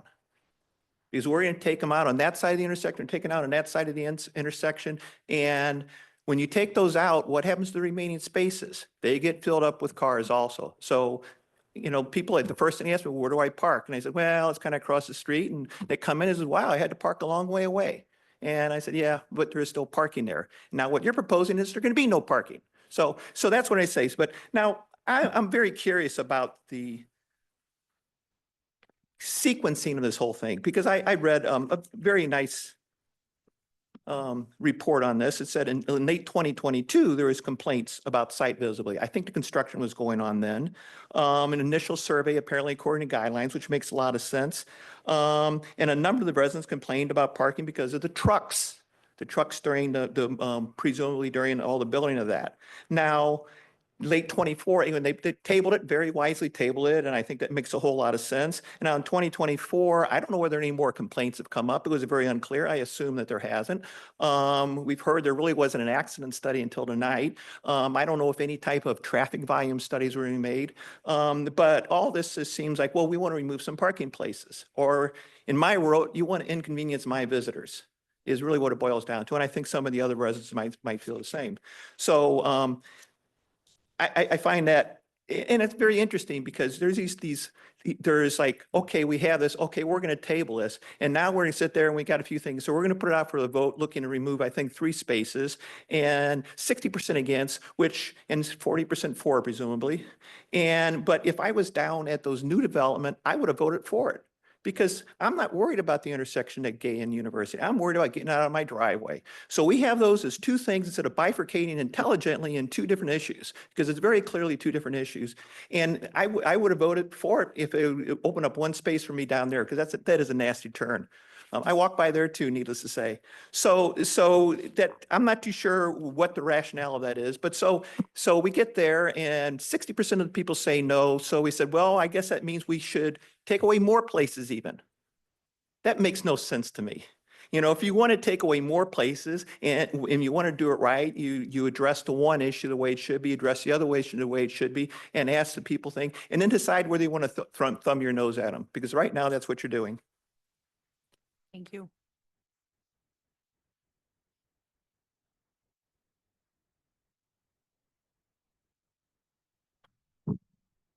Good evening. I'm Steve Hundley and I live at 120 Gay Avenue, right in the heart of this. I want to first start by thanking Gary and Bridget for coming by Saturday. That made a huge difference that you were willing to hear so many of us out. And I feel like listening to what you guys said this evening, that common sense and balance is we're going in the right direction already without any of us having had to stand up tonight. I want to make just a couple of quick points. I'm going to make them real quick. I first made a complaint about this in the fall of 2023. Then we exchanged, me and I believe Paul Plotkin and others, and Jill back there, exchanged emails with the city, and Thomas O'Mara from, probably works for you, came out in April. And I looked at the emails from that right before the meeting, and I'm glad I did. First of all, this has been on the docket a lot longer than, and I mean this respectfully, Mr. Gibson, but longer than you indicated in your preview. And Thomas came out, and he was pretty balanced. We were talking about a space or two south of our north driveway, exactly what we talked about Saturday. And he said, you know, in his email, he says, this was originally residential, although somebody else told me it was parking meters. So he said this was, the point is the ball was dropped. And that's why we're here, because the ball was dropped after the construction, which took so long that a lot of these issues were never addressed. The other thing I point out, I think this gentleman mentioned it on his walk, is there's a bunch of places, I think, actually, Mr. Gibson, you said the same thing. I could walk, I go on a lot of walks. There's plenty of places where if you applied this standard, you'd wipe out a large number of parking spots. I do believe there's more traffic there than what this other gentleman sees. There's 10 of us, 20 of us, because it's couples, right? There's 10 townhouses. And all of us have struggled with turning onto Gay Avenue, making a left out of our garage. There's a high speed. It's people coming out of soccer and in the evenings during the nice months, the seasonal months from the Gay Fields. It's people, a lot of people cut through from Del Mar down to Maryland. It's the easiest way to do it. I do it myself. So I think speed is a big issue. And one thing, I like everything you guys said, and I appreciate it. But the one thing, and especially your thoughts on what alternatives there are, I'm going to challenge these gentlemen right here, these civil engineers, and you guys. That's not something you want to table till later. That's something you want to deal with now. One thing Tom shared with me, Thomas O'Mara, was a cell phone study of how fast people went down Gay Avenue. And it showed 20 miles an hour. You can find it in your own records because you guys gave it to me, so you have it somewhere. That's a bad method to measure speed. Because first you have people walking. Like we used to, unfortunately, our dog passed last year, but we walked our dog with our cell phones in our pockets all the time. Plus you got people turning from the very intersection we're talking about now from University onto Gay. They're not going more than 5 miles an hour when they're going up and down Gay because they just turned and now they're stopping at the light. So you need a better method to measure speed. When the group of us were out there Saturday morning, I mean, you could see people going 40, 45 miles an hour. It's not safe. We're fortunate that we've only had one accident there. So I like the idea about the two spaces. I think we measured 25 feet south of the driveway, and which is the area that's blocked off by the cone that Thomas O'Mara put out there about a year ago. And that seems sufficient. But I would really look at a stop sign or I think you call it a speed table. I think that would make a huge difference and that should be on your solution set, not a year from now, like happened to us on this whole thing, but next week. That should be what you're looking at. Thank you. So I did want to clarify just really quickly, we've not performed a speed study in this area. When we do perform a speed study, it's not using cell phone data or anything else. We, Cell phone study, I'll be happy to send it to you. no, I understand that. What I'm letting you know is that that's not an official speed study that we would actually perform. It's probably more anecdotal information or just giving you what he has on hand. But yes, that's something that our public works director is noted is we don't have a speed study in the area or, good speed study, collecting data the way we typically would. But that's something we can look into. I'm David Kraus. I live at 208 Gay. My wife and I, Nada, we've lived in Clayton since 1980, and we've lived at 208 Gay for 3 years. It's interesting. I have different views on all this in terms of what I would like to encourage all of you to do, but all the comments that have been made are right on, and many of the comments that many of you have made as well. And so some of this may be repetitious and it'll be very quick. It bewilders me that folks are sitting here talking about this issue because of the fact that it never should have gotten to that point. If there were issues that were raised, then they should have been addressed a lot longer than everybody having to stand in front of the Board of Aldermen. If 60% of the folks have said, no, we like it the way it is, quite honestly, I'm not quite sure why we're necessarily here. Three, there's an ecosystem. There's a parking ecosystem in a public environment. And what the proposal is going to radically change that ecosystem. This is a picture, I'm happy to give it to you. 8:45 on Sunday morning. And the 4 out of the 5 spots in front of our townhouse, we live just north of University. 4 out of the 5 spots at 8:45 in the morning are already taken. One by a car that's there forever, 2 construction trucks, and then another person as well. Okay, so to take away 4, 5, 8, 9, 11 spots, you're going to dramatically impact the parking ecosystem. And if you think folks are angry at each other now, they're going to be even worse once folks start getting into a parking fight. And quite honestly, I don't really understand it. The real problem is not the parking. The problem is the speed. And so with all due respect to the comment of let's change the parking now and we'll deal with the rest, you've got it all backwards, folks. Change the speed on the street. I sent a rather lengthy email to the city in connection with the survey, and none of those issues, none of the solutions were even mildly addressed in the recommendation, which was a draconian approach of just take away 11 spots and we'll cure the problem. The problem is the speed, folks. There are folks going down that street much too fast, and as a result of which, nobody can see what's going on. Cut down the speed, and you will dramatically increase the amount of safety on that street for everybody who is pulling out of their driveways. And the last point, and thank you, Alderwoman Patel, for raising this. It's on my list, so I'm going to have to do it again. But 4 or 5 years ago, when the new townhouse project came into being, I assume you had planning and zoning. I assume you had public works. I assume you had traffic control.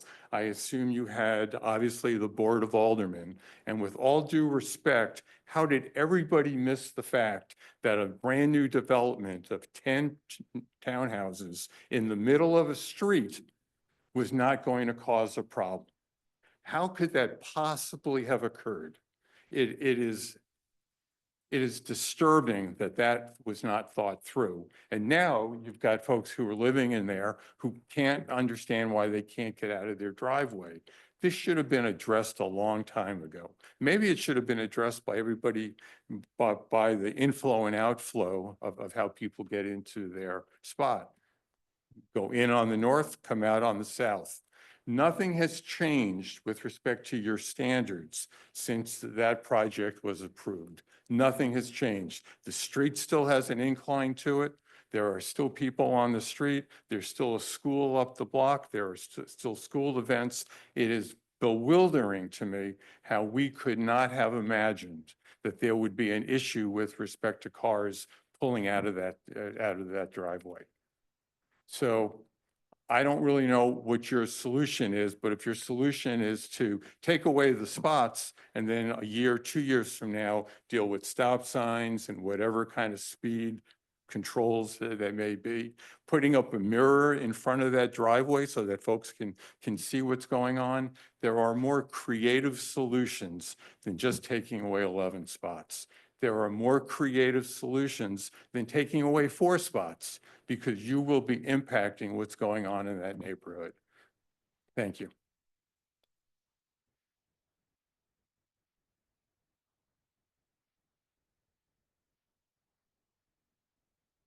My name is Raylene Kelly, and I live in 130 Gay Avenue. And my big concern is when I was looking at the pictures that were taken, if you look at the one that was image number 3, there's this white truck that is at where we would turn in to our townhomes. And right there is a fire hydrant. So out of the 2 spots you want to take away from us, I mean, you could take away those spots because there's people that park right in front of the fire hydrant all the time, which to me is a safety issue. I mean, that's one of my issues right there. And my biggest problem is when I come out of the driveway and when I come up, it's not so much looking north, but it's looking where people come in off of Maryland going up, because I can't see because of all the cars that are parked in front of the salon, you know, all the ones that are actually even right in front of that garage because of the meters, all those cars. Those are the ones that are the big issue, as well as if you put no parking in front of the fire hydrants, that would be helpful. It's that hill coming up. And yes, I have almost been hit, you know, because I couldn't see. I had to inch my way up, you know, to try to see the cars coming up. And so that's my only concern, is primarily that. And thank you for listening to me. I appreciate it so much.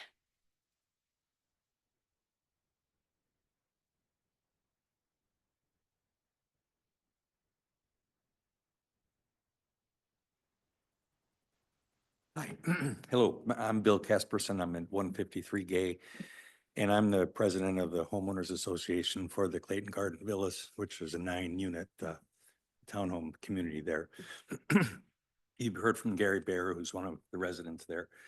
I polled our residents yesterday, called everyone, and it was 100%. I know that some of them didn't respond to the thing, so, but we were 100% opposed to the changing parking spaces. We're all for public safety, and that's got to be a consideration. But taking the parking spaces away without looking at the other possible remedies is really not a good idea. Especially the stop sign idea, the speeds on that street are greater than the speed limit, and mitigation of that would be helpful. Stop sign would slow people down, and it would slow the cars down for both university. Obviously, at the university, it'd have to stop, and for the other residents in the new development, they would slow down for that too. So that would help. The other thing is I agree also that this is actually two issues, and it might be that they should be separated in their evaluation, because what's happening at university and what's happening at the driveway of the other townhome development are really two different things. So thank you for your time. Thank you.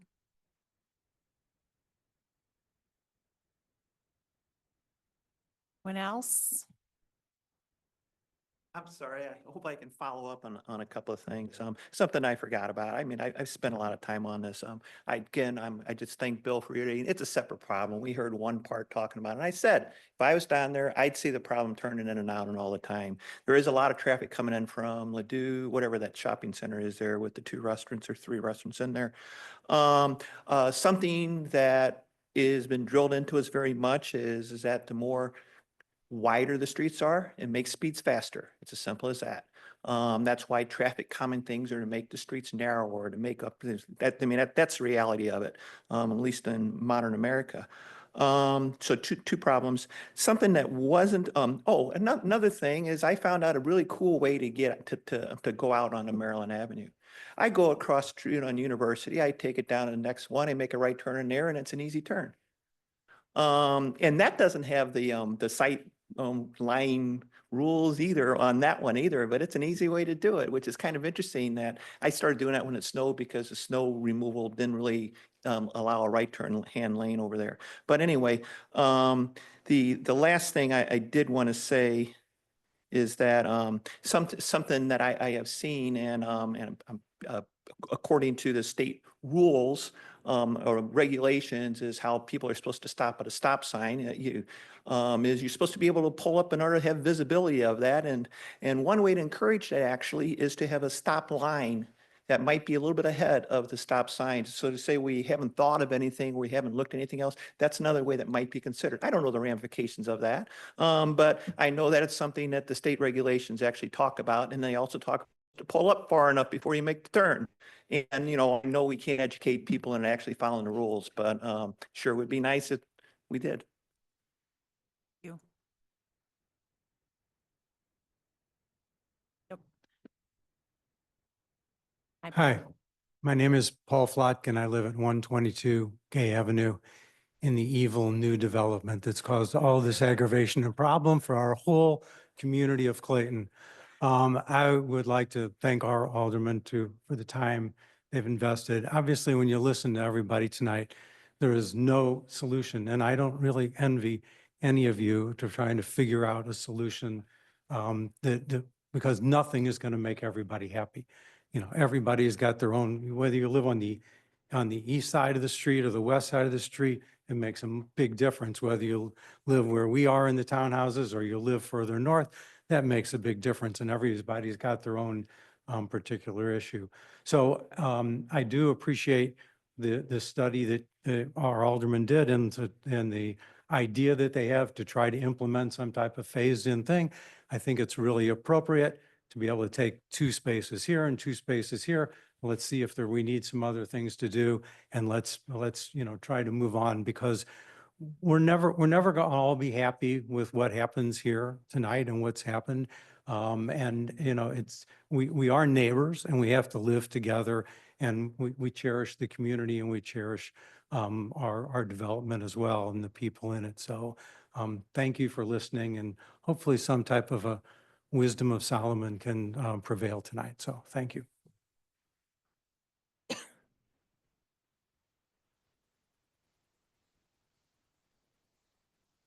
Hi, I'm Marcia Nestor. I'm in 132 Gay Avenue.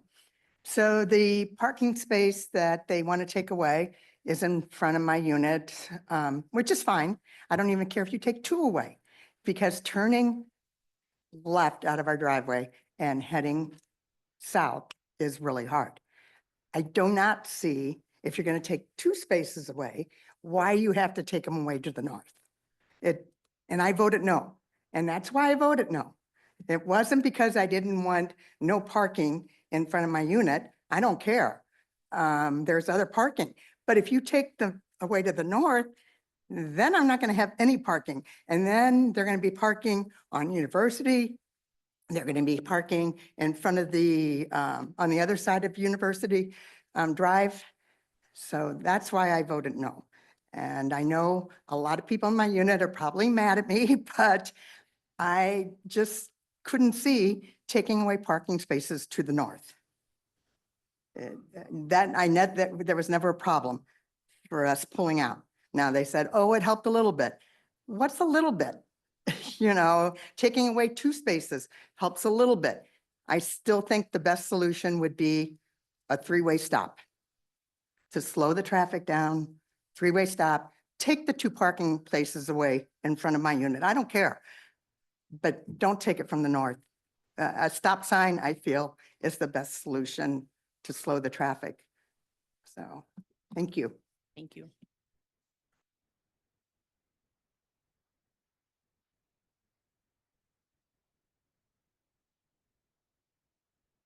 I will be brief. My name's Rusty Lambley. My wife and I live at 128 Gay. First of all, Bridget and Gary, I appreciate very much your coming out this weekend to meet with us, spend over an hour on Saturday morning scoping the situation out and listening to our concerns. Appreciate that very much. I would just like to reiterate comments that have been made by others, and that is speed is a real problem, and volume is a problem. Haven't done any studies, but just having lived there, the traffic is high at times, and the speed at which many of the vehicles are going clearly exceeds the speed limit, which makes it more difficult to pull out of either University or the park or the driveway. The other thing is, a comment I'd like to make is, I thought safety is an issue. Taking away 6 spaces, I thought was overkill. And I'm much more agreeable with something which only takes away 2 spaces from the south side of the driveway. Seems to me to be a better, more reasonable solution, recognizing that we are in an urban environment. So thank you very much.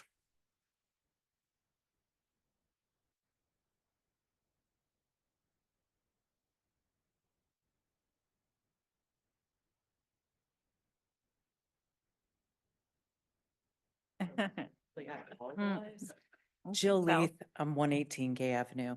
Okay, so I'm hearing everyone say pretty much the same thing. We already have limited parking, so we don't want to give up all of the parking. Please take that into consideration.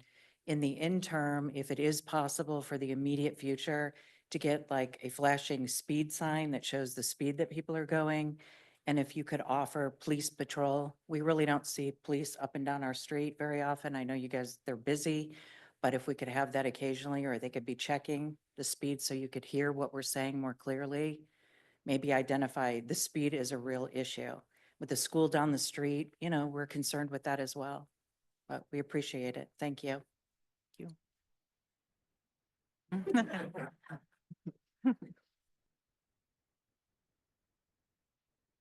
Anyone else? Right.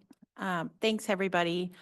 Matt, can I just ask you a couple of questions? I think, you know, when Gary and I met with you yesterday, you know, we discussed again, the immediate spot to the left of the north driveway. So the south side, I guess, of the north driveway. And then those two spots that are in between the driveway and University. One is shaded out and the other one is not. I can't remember, because the shaded out means that it was identified in the survey. But I guess, like, again, trying to come to a compromise. Do you see a good reason to remove both of those spaces or not remove both of them? I mean, what are your thoughts? Are you saying the one that's not shaded?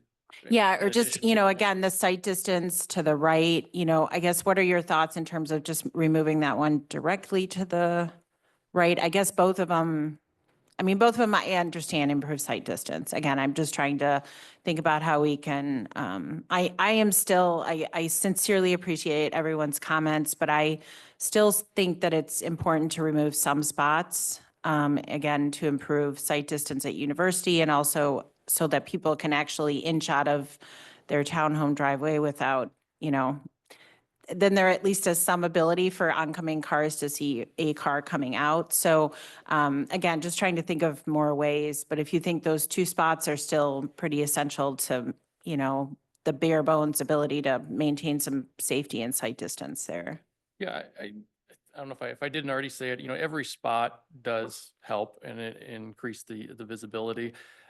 This did start, what we tried to illustrate on the report was the hatched areas were the ones that were included in the survey. And this did start with the two based on a request at University, and that's what led us to look at this. Once the construction of the townhomes were complete, we were aware of this other concern immediately south of the driveway. When we look at the site distance triangles, they do overlap, and is the reason, given their close proximity, they were just included with this. The fact that both of those triangles overlap to the north and the I'm speculating on the difficulty in signage and enforcement of one space, but more so that the side triangles overlap to the north. I would think it is cleanest to keep those combined as a no parking area. And that property has adjacent parking. We tried to demonstrate what's available on University Drive as well. Even though it's not as immediately as close to the front door, it is very close parking. And then just in terms of, we've talked a lot about speed and really addressing speed. What could be the next steps in terms of, you know, evaluating speed on Gay? What, like in your mind, I mean, if, you know, I guess setting up, you know, the hashes that go in the street to really address, I mean, what are your thoughts on that? So we have devices that are essentially pucks that go down or mount on a pole that will measure the speed and take actual volume and speed measurements. They'll do things like throw out the speeds that are below a certain value because it might be something that's not a vehicle traveling at a certain rate of speed. So that is a tool that we've utilized whenever we start evaluating concerns of speeding in certain locations. I'm not doubting what's out there, but sometimes the perception is that it's moving much faster than it is. They could be well moving above the speed limit, but it may not be as fast as we think it is. And the only way to really know that is to collect data on that. So it would be a matter of something we utilize under our, traffic calming program is a collection of data using those devices.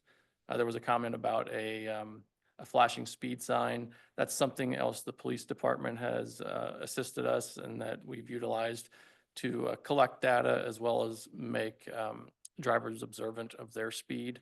That'd be a tool we'd maybe look to utilize as well. And then I'm just trying to think about, because we have also all talked about how sight distances are bad everywhere. Mhm. So can you just talk a little bit about why this area is more significant potentially? Is it the slope of the street? Is it the speed that's associated it? I mean, and this isn't, I guess, for sure coming out of the townhomes, but is this, like, do you find that this area is different potentially than other areas around town, or necessitates, more, I guess, or less parking, I guess, at the corners than potentially other areas? I think every site is unique. I don't know if there's anything specific about this that stands out as unique from another area that may have similar site distance issues. I think this is something when it's brought to our attention, we investigate, but we're not proactively checking site distances at each intersection in town unless there's reason or concern for us to. So I don't think there's anything particularly unique at this intersection of University and Gay. I would imagine that if we did some analysis, you would find other similar situations that might exist throughout the city. But we tried to, when we did this, it was from the perspective of, hey, these are what engineering standards say, and we wanted to share that. But it's also, we understood the impact it's going to have and that people would not be happy with that. And again, any space is providing better visibility and safety. And we recognize that, a balance may be needed with the community. Thanks. Does anybody have any other thoughts or questions?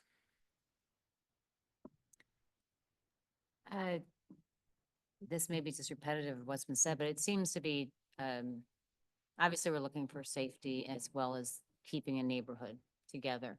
So maybe looking, and speed does seem to be the issue, and that is a separate issue from parking. In fact, parking can calm speed. So how do you get that balance of keeping the sites? And it sounds like there's some consensus coming through this that there may be 2 spots that would help with that, yet it does sound like we definitely need some type of a speed study. You have taught me in prior ones that when you put a stop sign, we had a neighborhood that wanted a stop sign because there were a lot of children going to one of the elementary schools, and the data showing that if cars aren't expecting it, people just go right through it. So does it create more danger than not? So all these other factors, and what seems like an easy solution, the data and the studies will show would not actually solve the problem there. But it does sound like we need some type of speed study, especially whoever happened to mention that this is a cut-through spot that people are cutting across. And that tends to be a high rate of speed when that kind of behavior is happening. Yeah, and I know the instance you're referring to. In that case, we did have data that we were making recommendations based off of with regards to speed and volume. In this case, we don't have any right now to make that. So I don't want to say nothing applies, but we're kind of making some assumptions about speed and volume right now without data in hand. Right, and my point really was we should study it and look to you. I have full confidence in the work that is done with our city staff in coming back with a recommendation, looking at the speed and seeing what the issues really are here, in addition to the site limitations. Yeah, and I know it's something we've talked about before too, and I just do want to share it that a stop sign, there are warrants for those, but they're not utilized as speed control devices. And we try to put that in our traffic calming program. Doesn't mean it doesn't apply in certain situations, but that's just generally not recognized for slowing speeds. Yeah. Thanks, Matt. I was also going to restate some of what we've learned in our discussions of traffic calming over the years, one of which you just said, which is that stop signs are not used as traffic calming or to control speed. They're like indicated for different reasons. I want to thank all of you who spoke. It's interesting to hear different perspectives. And I also think it can be hard to voice a perspective that might seem unpopular or different than some of your neighbors. And so I appreciate that you all did that in a respectful way and shared your perspective to help us think about this. As I try to think about like what we might actually do tonight, and what I would feel comfortable voting on, for example, I am not totally clear where I might fall, but what I'm thinking about is that there does seem to be a case for actual study to be done. And it sounds like our staff is willing to do that study and get more data on the conditions on the street. I'm also thinking about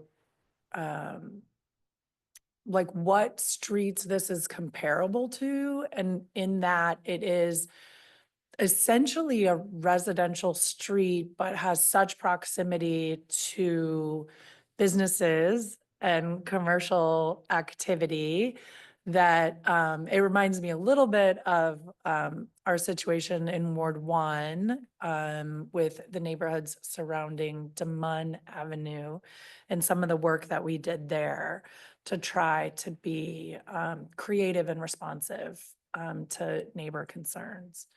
And so my instinct is to ask us to study this further and like table action now, but there does seem to be some amount of consensus about one or two spots south of the driveway.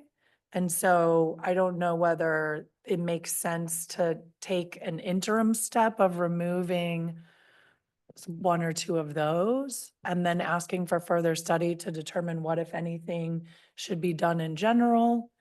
This is what I'm thinking about. So I don't know, David, what you think, and no then matter- what the rest of the board thinks. Yeah, no matter what, I would recommend that you postpone the matter. The ordinance that's attached to the RFBA this evening, the ordinance that's in front of you, it's very specific for the staff recommendation. Okay. So if we want to change the number of spaces that would be potentially removed there, we need to go out, and the way the table works is you need an exact measurement of how many Yeah. feet from the intersection, all that. So we would need to update all of that information and make sure that we have those measurements correct. So no matter what, I would say, you don't need to take any formal action this evening, but it would be nice if you could direct staff as to, and it sounds like a speed study is something the board would like to see in this Right. area. And then if you could specify what spaces, if any, and it sounds like maybe a couple, you may want to see removed. That way we can go out and make those measurements, clean up the ordinance while this is postponed, and perform that speed study, and then come back with more of a total package. Is traffic numbers part of the speed study? I know we've done that before. I Volume, think it's all in yeah. one. Yes. Yeah, Times of day and all that we'll, comes out of we'll it. collect that data, yes. Matt, and just, I'm sorry, just in terms of if we were to think about, and it sounds like we have to postpone any sort of immediate action today, but in terms of the spots that we would eliminate potentially on either side of University, if down the line there was a speed table, because that was something that when we discussed with you, a speed table would potentially maybe go closer to University. Would that help solve the problem of the sight distance? Because, somebody's pulling up to University and cars are slowing down, so it's easier to, and it, reduces the safety concern. Again, I'm just trying to think about how we can potentially Yeah, save parking spots, but also improve safety. So I'll answer. I know that's two down the ways. line because a speed table's down the line, but if you think about people slowing down, coming up or down gate, the sight distance to me doesn't matter as much, because at least then you have that ability to stop if a car, the cars see each other inching out. Yeah, my two-way answer to that is to say, yes, any mile per hour slower does technically, now they go in 5 mile per hour increments when you look at a table, but the slower you're going, the more sight visibility, or excuse me, the less sight triangle visibility is needed. I would note though that even if vehicles are slowed to the speed limit, this intersection sight distance for that intersection is 335 feet at the longest side, 290 feet at the farthest side, which is the extreme version. Even if the traffic was slowed to 20 miles per hour, you're still talking about a significant impact that doesn't meet the federal highway standards. And when I say federal highway, that's an organization that has standards that apply to all streets, not just highways, just for clarification. So that's why we did try to look at the stopping site distance. Whenever you would slow traffic there, if it was slowed to 25 as the design parameter, it does shorten those in maybe about 40 feet. You may gain a spot. We hadn't analyzed that. So the engineering answer is it's still pretty wide when you look at the standards, but me trying to be a realist and not always an engineer is that any little bit helps for visibility. Matt, if I can ask you a question, I think when we met with you on Monday, we talked about your prime recommendation was elimination of 10 spaces, then a potentially acceptable response was 6 spaces. That was again based on engineering standards. After we talked about it for a while, we said, if one grants that there is difficulty getting out of the driveway from the townhomes and there is difficulty making a turn from University, would 4 spaces be an adequate solution? And I believe your answer was yes. And I'm wondering, is your answer any different now?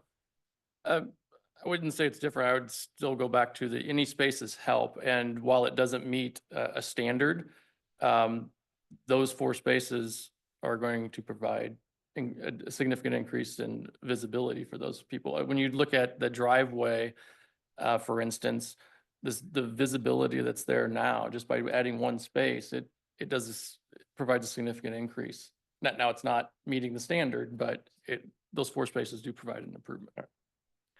Oh, my comments are, it appears we're going to table this in some fashion because we have to make changes. The fact that 60% said don't do anything, I think is totally meaningless because I think various comments have pointed out that different people didn't want spots removed from one place or another. So of course, at least 60% voted no. I'm sure everybody on the west side voted no, and probably people depending on the east side, depending on where were voted no. So that's a meaningless fact. I can only tell you that in addition to meeting with folks there and meeting with staff, I'm not a traffic engineer, but I took my own car and I drove, and this is not the first time. I did this in the past. Came out of that driveway of that project, also tried to make turns on University. It's not a scientific study. I only did it a few times. But it was damn difficult to turn out of the driveway from the townhomes, and it was damn difficult to turn from University, whether it was going south or going north. So it seems to me the 4 spaces is clear. If our goal is to make everybody happy and table this, and that's not the way we should do things. But I think we should keep in mind that I think the elimination of these 4 spaces, keep in mind, this is in the face of a recommendation from staff that said 10 spaces and at least 6. And we've tried to come up with something that we felt minimally provided safety without being unnecessarily inconvenient. So I don't think that's unreasonable. As far as the timing is concerned, the report only dealt with parking. It was after Bridget and I met with staff, met with the residents, that all of these other issues came up. Putting new signs on all of these 8 or 9 parking spaces that had no signs that are going to say 2-hour parking residential only. The whole idea of a speed table. All of these things, of course, as far as I'm concerned, at the end of the day, if you get hit by a car because you can't see where you're going, making a left turn, you're still going to have some pretty serious damage, whether that car is driving 15 miles or 20 miles as opposed to 25 miles. Speed is important. We ought to deal with it. We ought to deal with it now. We ought to look at all these issues. But I think at the end of the day, it's very clear from a safety perspective that 4 spaces is the appropriate number that ought to be eliminated. And I hope if we can't get there tonight, we'll get there eventually. Thanks. I really appreciate the resident comments. And I kept thinking as I listened to these comments, one of my experiences when I take my sedan to the Schnucks parking lot and park between 2 big SUVs, and then I need to back out, and I just hope and pray that somebody isn't going to be speeding down the aisle and nail the side of my car. And so then I think, well, what would be the solution? I could eliminate both of the parking spots on either side of me. And so that'd be great, except what would Schnucks do? They wouldn't hardly have any parking spots. And so that's a crazy idea. So it's much more effective, it seems to me, to address the speed issue. And so as Becky identified, we studied this greatly in the DeMun neighborhood where there was high traffic. And so it does seem imperative to me that finding an effective solution for the speed issue is something we need to contemplate. And I understand and agree that just merely putting a stop sign there or reducing the speed, that requires compliance. And so a speed table has a far more significant effect. I'm not saying that we need to have a speed table on every street in Clayton, but perhaps this is one because of the hill or something else that we need to consider. So I hope that whatever solution we do pursue takes these factors into account. I'll be brief. I agree with what everybody else said. I think the big thing for me is it seems that there are multiple problems that we haven't fully studied all of them. And I'd much prefer to vote on a solution that's a holistic solution than a partial one that has only been studied with the sight lines, not the speed, not the other. So I'm all for the city take it back and kind of look at it not more holistically, but definitely in a holistic fashion, and then come back with recommendations that may or may not include parking spaces and may or may not include tables, and we'll try to address the residents' concerns in a manner that deals with all the problems together that may or may not still result in some loss of parking spots, but at least we'll know that we've looked at everything and we've chosen the best decisions we can to holistically, deal with the problem. So that's all I've got. Thanks. And as Alderwoman Patel said, thank you so much, all of you, for coming. David, in terms of directions going forward, do you have any thoughts? I think we really go one of two routes. If the board wants to see this again as a total package with a speed study in hand and everything else, I would recommend that you just withdraw the bill altogether. We'll go through that process, which takes a considerable amount of time, or can, because you need to have the speed study out for a number of weeks, do the analysis and come back. If you want to break this into two parts and remove some spaces now and come back with the speed information, the speed study later, then I would just ask that you postpone the bill that's in front of you. We'll come back with the revisions that are required for the ordinance at the next meeting, and then you could take action at that time. So those are the two paths. Withdraw it all together if you want to do the two things bundled. If you want to break them off separately, then I would just ask that you postpone it this evening. I mean, I would certainly be in favor of the latter. I think there is definite consensus that there is a clear sight distance problem coming out of the townhomes. So that immediate space, I would still be in favor of looking at removing the 4 spaces because, as we've all talked about, sight distance is still a separate issue from speed. Then we would come back and still have more discussions, I guess, again, about whether or not the full 4 spaces are warranted. But at least at that point, you all are clear that we are not removing 10 spaces, but there at least is some improved sight distance at University and coming out of the townhomes. Of course, you are all welcome to come back and share, your thoughts on that process. But at the same time, I would hope that our staff would start down the path of looking at speed. So that would be my thought and my wish. And I mean, I'm happy, whatever. Can you Anybody- clarify what the 4 spots are that you're both talking about? The one Sorry. immediately to the left of the driveway, so that there's some, when people are pulling out of the townhome, they at least can inch out a little bit to see to the left. The 2 spots that are to the right, and then 1 spot on the other side of University, so that people can see going either way up Gay when you're pulling out of University. That was the recommended kind of plan. That was a bit of a compromise that we had discussed with Matt, so. I would support that, also with deference to the two of you, the Ward 3 alderpersons. as well as the staff. It spent so much time looking at this, talking with neighbors and really understanding the issue at a depth, with the ward view and time. Also, as far as waiting on everything, it's two related but separate issues. The site problems are going to be site problems regardless of what the speed is.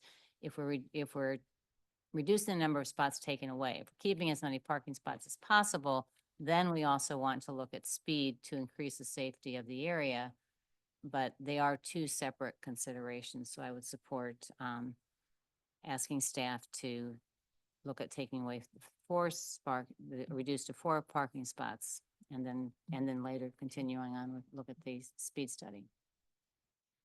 I mean, if everyone's all right with that, again, we will have another discussion when the ordinance comes back to us. Is that okay? I would just say I would oppose the total withdrawal. I think that's not going to make anybody happy. That's kicking the can down the road. People have rightfully complained how long it takes for us to get around to it.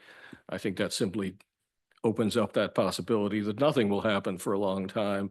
So I support Mayor Pro Tem McAndrews' suggestion that we move forward with the 4 spaces, but certainly ask our staff to accelerate to the fullest extent possible, looking at all of these other issues, including the speed table. Obviously, the signage should go up immediately in any event.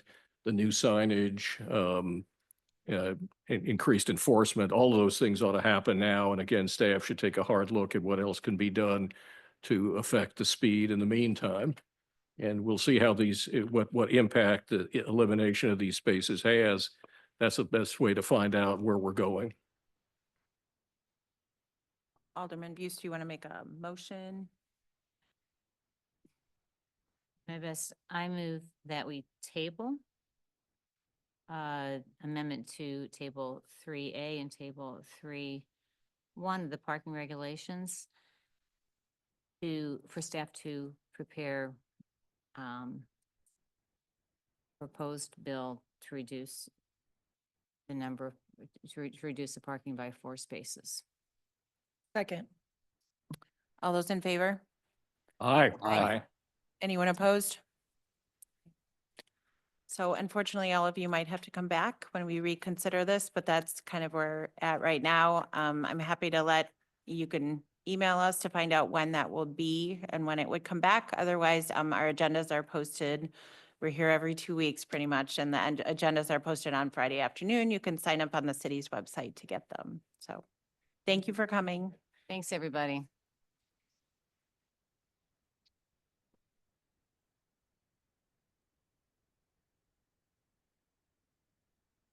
All right, so our next issue is a contract for the Shaw Park Aquatic Center flooring project. Yes, and so I'm not going to read all the paragraphs I have in front of me. Basically, this is the Shaw Park Aquatic Center flooring project that we've been planning for some time. The renovation to the center was in 2003. If you've been in the locker rooms there, the flooring looks pretty rough. It is clean. We clean it on a regular basis, but it's just the nature of the product that's down currently that it just always looks dirty, and it's really looked that way since the renovation was done or shortly thereafter. So we're recommending an epoxy coating. We've looked at some different options there. We think that would aesthetically be the best. It's also easy to keep clean. And from a cost standpoint, there's definitely benefit to doing it that way. So we did find a contractor that is part of a purchasing co-op. The budgeted amount that we had was $75,000. The total cost for the project's at $70,815. And then we would have a contingency amount on there as well that basically brings you to that full $75,000 amount. So we recommend that the Board of Aldermen approve the ordinance allowing the installation of epoxy flooring at Shaw Park Aquatic Center through Technicoat Incorporated in the amount of $70,815 plus a contingency of $3,540. And Tony Searing, our Director of Parks and Recreation, is here if you have questions. I'll open the discussion. I'll just say that I'm glad the project came under budget. And somebody who is at the pool very often in the summer, I'm excited to have new flooring there. So, but we can go around and see if anybody has any questions for Tony. No, this is great. Alderman Fader? Alderman Yorg? I'm good. All right, that was pretty easy. Yeah. Alderman Buse. I move to introduce bill number 7060, approving a contract with Technique Inc. for the Shaw Park Aquatic Center flooring project to be read for the first time by title only. Any questions? Mr. City Attorney. Bill number 7060, first reading, an ordinance authorizing a contract with Technicoat Incorporated for installation of epoxy flooring system at Shaw Park Aquatic Center. All those in favor? Aye. Aye. Aye. Any opposed? Alderman Buse? Alderwoman Buse? I move that the board give unanimous consideration. Oh, wait, that's your point. No, for consideration for adoption of bill number 7060 on the day of its introduction. Second. All those in favor? Aye. Aye. Opposed? Let the minutes reflect that the board has given unanimous consent. I introduce bill number 7060, approving a contract with Technicoat Inc. for the Shaw Park Aquatic Center flooring project to be read for the second time by title only. Second. Any discussion? Mr. City Attorney? Bill number 7060, second reading and consideration for adoption. An ordinance authorizing a contract with Technicoat Incorporated for installation of epoxy flooring system at Shaw Park Aquatic Center. Alderwoman Buse, Aye. Alderwoman Patel, Aye. Alderman Fader, Aye. Alderman Hummel. Aye. Alderman York, Aye. Mayor Pro Tem McAndrew. Aye. Thank you. Thank you. Next item is our fourth quarter budget amendment. Yes, and I'll start off really quickly here, and we have Karen Dilber, our Director of Finance, here this evening, if you have specific questions. So the fourth quarter budget amendment every year is really a reconciliation of everything that was spent throughout the fiscal year. So it's a snapshot of every dollar that came in and every dollar that went out of as of September 30th, 2024. So it's a little bit different than the other three budget amendments that you see along the way that may add a project here or there. If we have something that changes along the way that we know is going to be a fixed change, then we include that in the first 3 quarters of the year. For the fourth quarter, you can see, and Karen, went through a lot of detail in here of every account that basically changed. What we do is we go through and really solidify our actual amounts for all of our revenues and expenditures, and this is what's used for audit purposes as well. Our audit is well underway at this point and should be wrapped up here shortly. So again, this budget amendment has a lot more information than what you would typically see because it is that reconciliation at the end of the year. We did see increases in revenue that were pretty substantial. A lot of that was due to interest rates the way they are. We did really, really well with our investments this year. Some tax categories came in higher than we had anticipated. We had others, if you look through the utility taxes and things where, some are up, some are down, it's all over the place. But overall, sales tax, use tax came in higher than budgeted, property tax a little bit higher than budgeted. But a lot of the income or a lot of the extra income came from that interest revenue. On the expenditure side, your biggest savings always in expenditure within the general fund is going to be staff turnover. At the beginning of the year, we budget as if every position will be filled, with insurance and with full benefits for the entirety of the year. And of course, as you know, there's attrition throughout the year. There's turnover. We have positions. We have a few that have been vacant for some time, looking for, people to potentially fill those. So you're always going to have savings, significant savings on the salary line. So that led to a lot of the expenditure decrease within the general fund. And then the big other decreases that you see in here are typically capital items. So you'll see that within the bond fund, you'll see that within the capital fund, and the equipment replacement fund as well. Those are purchases, major projects, those types of things that were deferred. They weren't completed by September 30th. They hadn't started by September 30th. Those will take place in 2025. So I wouldn't look at that as realizing savings because those purchases of vehicles do need to happen. It just so happens that some of the vehicles we can't get right now. Everybody, as soon as a police vehicle comes on the market, scrambles to try to pick that up. As you know, we have substantial lead times for specialty equipment, just like our fire trucks that we ordered 2.5 years ago that we're still waiting another year for. We've had an ambulance that we've had on order forever, bucket trucks, all those types of things take a substantial amount of time. So anyhow, I use that as an example of those items that are really rolled forward into 2025 and will show up as expenditures there. So with that being said, and it's kind of a quick explanation, this is the year-end closeout, that snapshot, if you will, of September 30th, 2024, and where we were from a revenue and expenditure standpoint. When we go into budget season for fiscal year 26, the actual amount column that you see for fiscal year 25, these are the numbers that you're going to see in that. And for revenue and everything else, that's what we really use for our projections going forward. So with that, as I said, Karen's here, I'm here, we can answer any questions you have, but there was a lot of really detailed information within the packet. Thanks, David. All right, I'll open the discussion.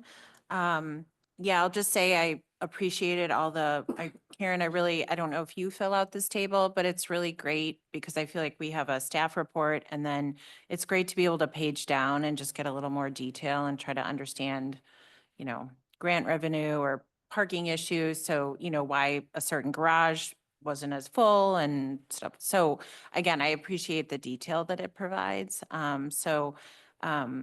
Yeah, I was surprised on some of our quote unquote savings, but a lot of that obviously has to do with deferred purchases that couldn't be done, as you mentioned, David. So again, thanks for all the detail, and we can go around. Alderwoman Buse, if you have any questions. No, thank you. Nothing here. I've got a few comments. A couple of different things. I was rather stunned by the number of the investment and return variance. When you total all those funds up, we're $2.2 million over budget, meaning it's a very positive variance. It's a wonderful thing, but I don't understand how we could miss that by such a big amount. So, and the way I got that number was to accumulate all of the various categories that are listed in the detail. And so those totaled to roughly 2.2 million. So I'm just wondering what happened. So, the interest rates obviously were higher than we anticipated them to be, but there are a couple of things that are actually book entries that we don't budget for at all. Because we don't know actually, how it's going to look. And we now have to, we didn't used to have to do this. So this wasn't something that we used to present to you all, but now we have to mark our investments to market value. We used to just carry them at book value and record the interest earnings, but we don't do that anymore. The standards have changed. So now we have to put it at market value, and we don't know what that's going to be at the end of the fiscal year. So that's the really big chunk, is they're just book audit entries. So I remember that discussion with our accountant when she was here and going through that. And so, so I appreciate that. So I guess what I'm wondering though is, what, if any, impact will that have on our behavior? Because in some ways, it's a recognition of a book improvement in our financial position, but we aren't necessarily any different off. It's how we're recognizing it. So anyway, I'm happy about it. It's a good thing. It's better than the alternative. But I'm also just concerned that we aren't spending it right away either. So. No, those entries, the market value entries are flipped automatically at October 1. So it's not actually a revenue that we are going to recognize and put in our fund balance. If we were to sell those investments today or at that date, we would absolutely recognize that revenue. But because it's and our auditors, I hate to say grade us on it, but they judge us on how close our budget is to our actual, which is why we have all this detail at the end of the fiscal year. And we have to include these entries, because if we don't, then we're $2 million off and we get written up for being off. But we don't really realize that unless we were to sell it at September 30th, which obviously we didn't do. Right. Okay. So I appreciate that explanation. Thank you.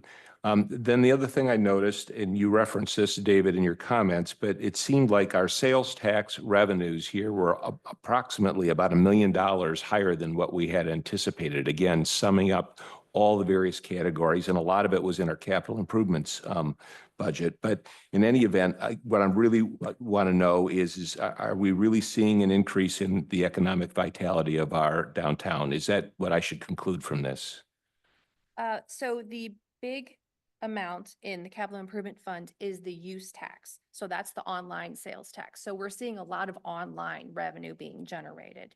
We have seen, I would say the sales taxes go with inflation. So, you know, if there's increase in the cost of things, we see an increase in the sales taxes as well. So yes, there is increased activity because we have the increased sales taxes, but the big jump in the capital improvement fund is the use tax. So that's online sales. So, and again, I remember us discussing this. Is this something that it's either relatively new or it's so variable, it's hard to predict from year to year? Or help me understand why there's a large variance in that.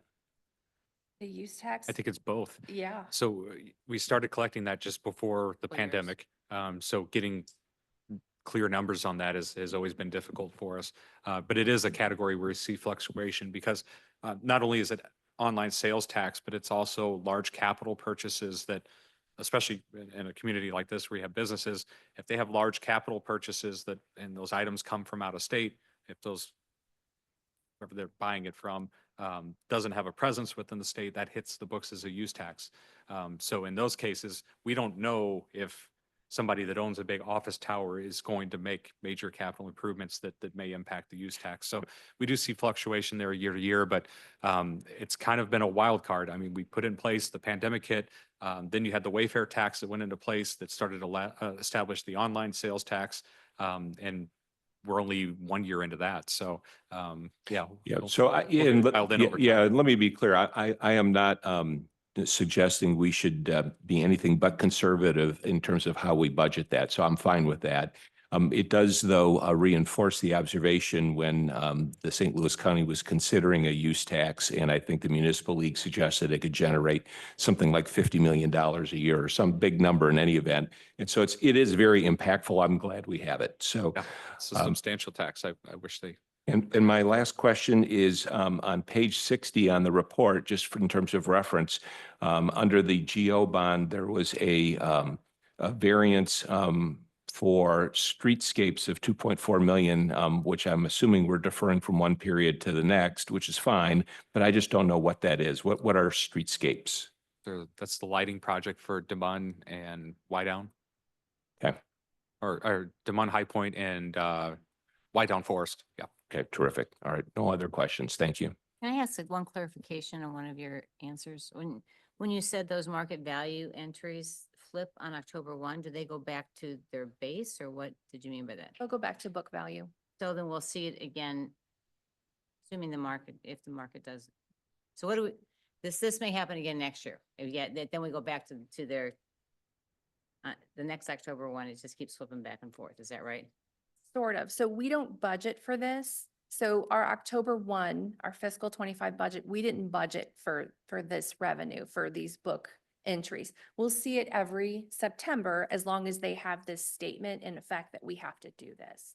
So you'll see it again next, about a year from now when I present. Yeah. But just to my understanding of the impact in this period. So most of our investment holdings are bonds, and so they're directly tied to what happens to interest rates. And in this particular period, interest rates fell, which meant there was appreciation in our bond portfolio. So your question about what happens later is it depends what happens to interest rates. If they went up instead, we'd actually see a negative number instead. Alderman York. I'm good. All right, great. Alderwoman Buse. Fourth quarter budget amendment. I introduced bill number 7061, approving the fiscal year 2024 with the quarter budget amendment to be read for the first time by title only. Second. Any discussion? Mr. City Attorney. Bill number 7061, first reading, an ordinance amending the fiscal year 2024 budget and appropriating funds pursuant thereto. All those in favor? Aye. Aye. Any opposed? Alderwoman Buse. I move that the board give unanimous consent to consideration for adoption of bill number 7061 on the day of its introduction. Second. All those in favor? Aye. Aye. Opposed? Let the minutes reflect that the board has given unanimous consent. Alderwoman Buse. I introduced Bill number 7061, approving the fiscal year 2024, the quarter budget amendment to be read for the second time by title only. Second. Any discussion? Mr. City Attorney. Bill number 7061, second reading and consideration for adoption. An ordinance amending the fiscal year 2024 budget and appropriating funds pursuant thereto. Alderwoman Buse, Aye. Alderwoman Patel, Aye. Alderman Fader, Aye. Alderman Hummel, Aye. Alderman York, Aye. Mayor Pro Tem McAndrew. Aye. Thank you. All right, I think the last item on the agenda is our special obligation bonds. Yes. So the proposed resolution provides for the sale of bonds for the purpose of providing funds to finance the costs of certain public improvements, including acquisition, construction, reconstruction, improvement, furnishing, and equipping of a municipal garage and maintenance facility. The total estimated amount of the bonds is approximately $13,880,000. The estimated maturity date of the bonds is March of 2044, which is our fiscal year 2045. The city's current bond rating for special obligation bonds has been AA+. City staff, our financial advisor, and bond counsel will participate in a bond rating call on Tuesday, March 4th, 2025. The attached resolution will authorize the issuance and sale of the $13,880,000 in special obligation bonds. In accordance with the notice of bond sale, the sale of bonds will occur at 10 a.m. on March 25th, 2025. We will know the final issuance details at that time. Staff recommends that the Board of Aldermen pass a resolution authorizing the sale of special obligation bonds in the amount of $13,880,000. And with us this evening is Mark Grimm with Gilmore Bell. He's our bond counsel in the room. And then we have Todd online, if you can move him over from Piper Sandler. He is our financial advisor and can answer any questions that you might have. Great. I'll open the discussion. Alderman York, I heard that you had some questions, so I thought maybe we could start with you. Yeah, so David got my questions answered. I just wanted to have a better sense of the interest rate changes from what a geo bond is currently going versus special obligation bond for us, which David provided later today. I think those are kind of the main ones. I also wanted to see the coverage numbers for the debt service out of the capital improvement fund. Thank you, Todd, for getting those to David.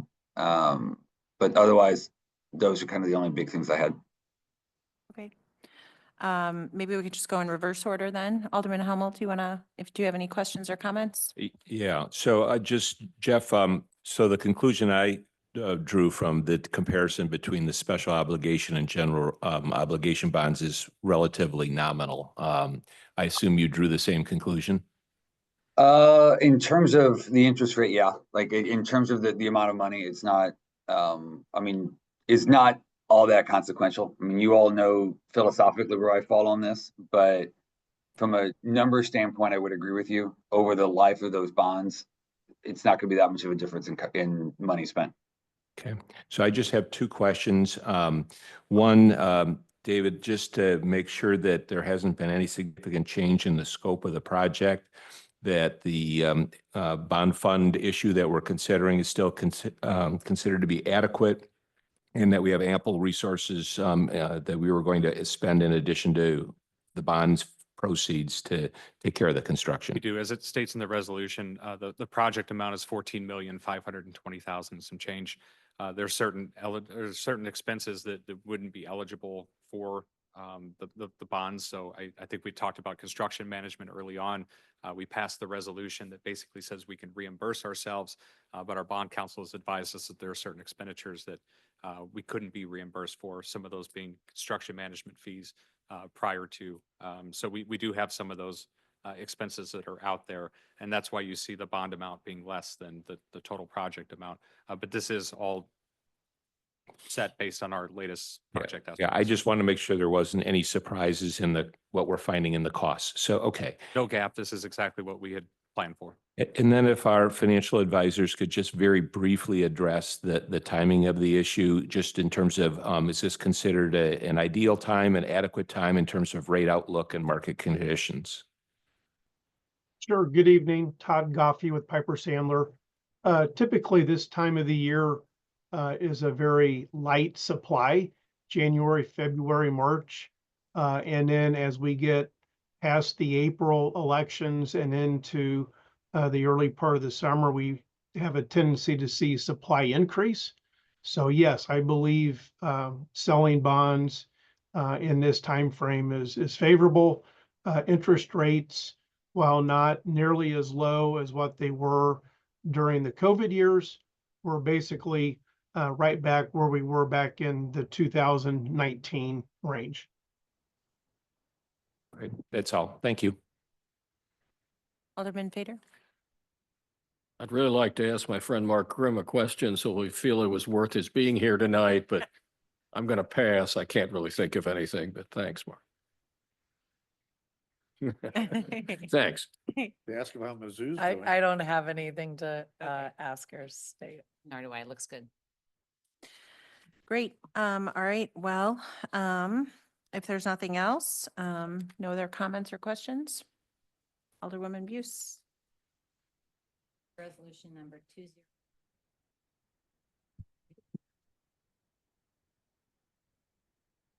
Second. Any discussion, comments? Right. All those in favor? Aye. Any opposed? Nay.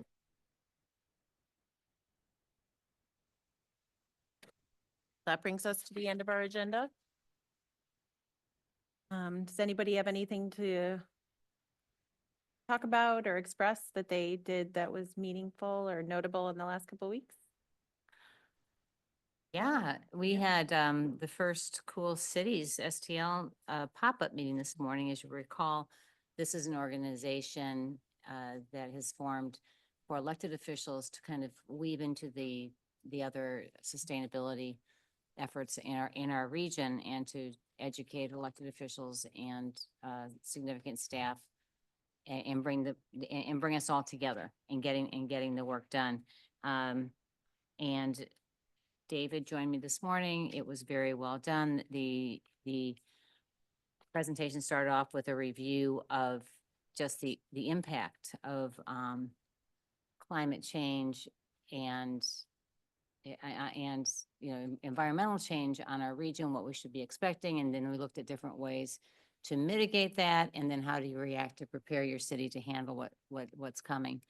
It was very informative. And then when they went into Webster Groves talked about the things it's doing. Webster actually has a sustainability coordinator. I can't remember the exact title of the staff person, but she first started there part-time through a grant. And then as sustainability, like in Clayton, is a through line in the work being done, they found it to be a very, very valuable position, and she continues to work with the different departments and getting the work done.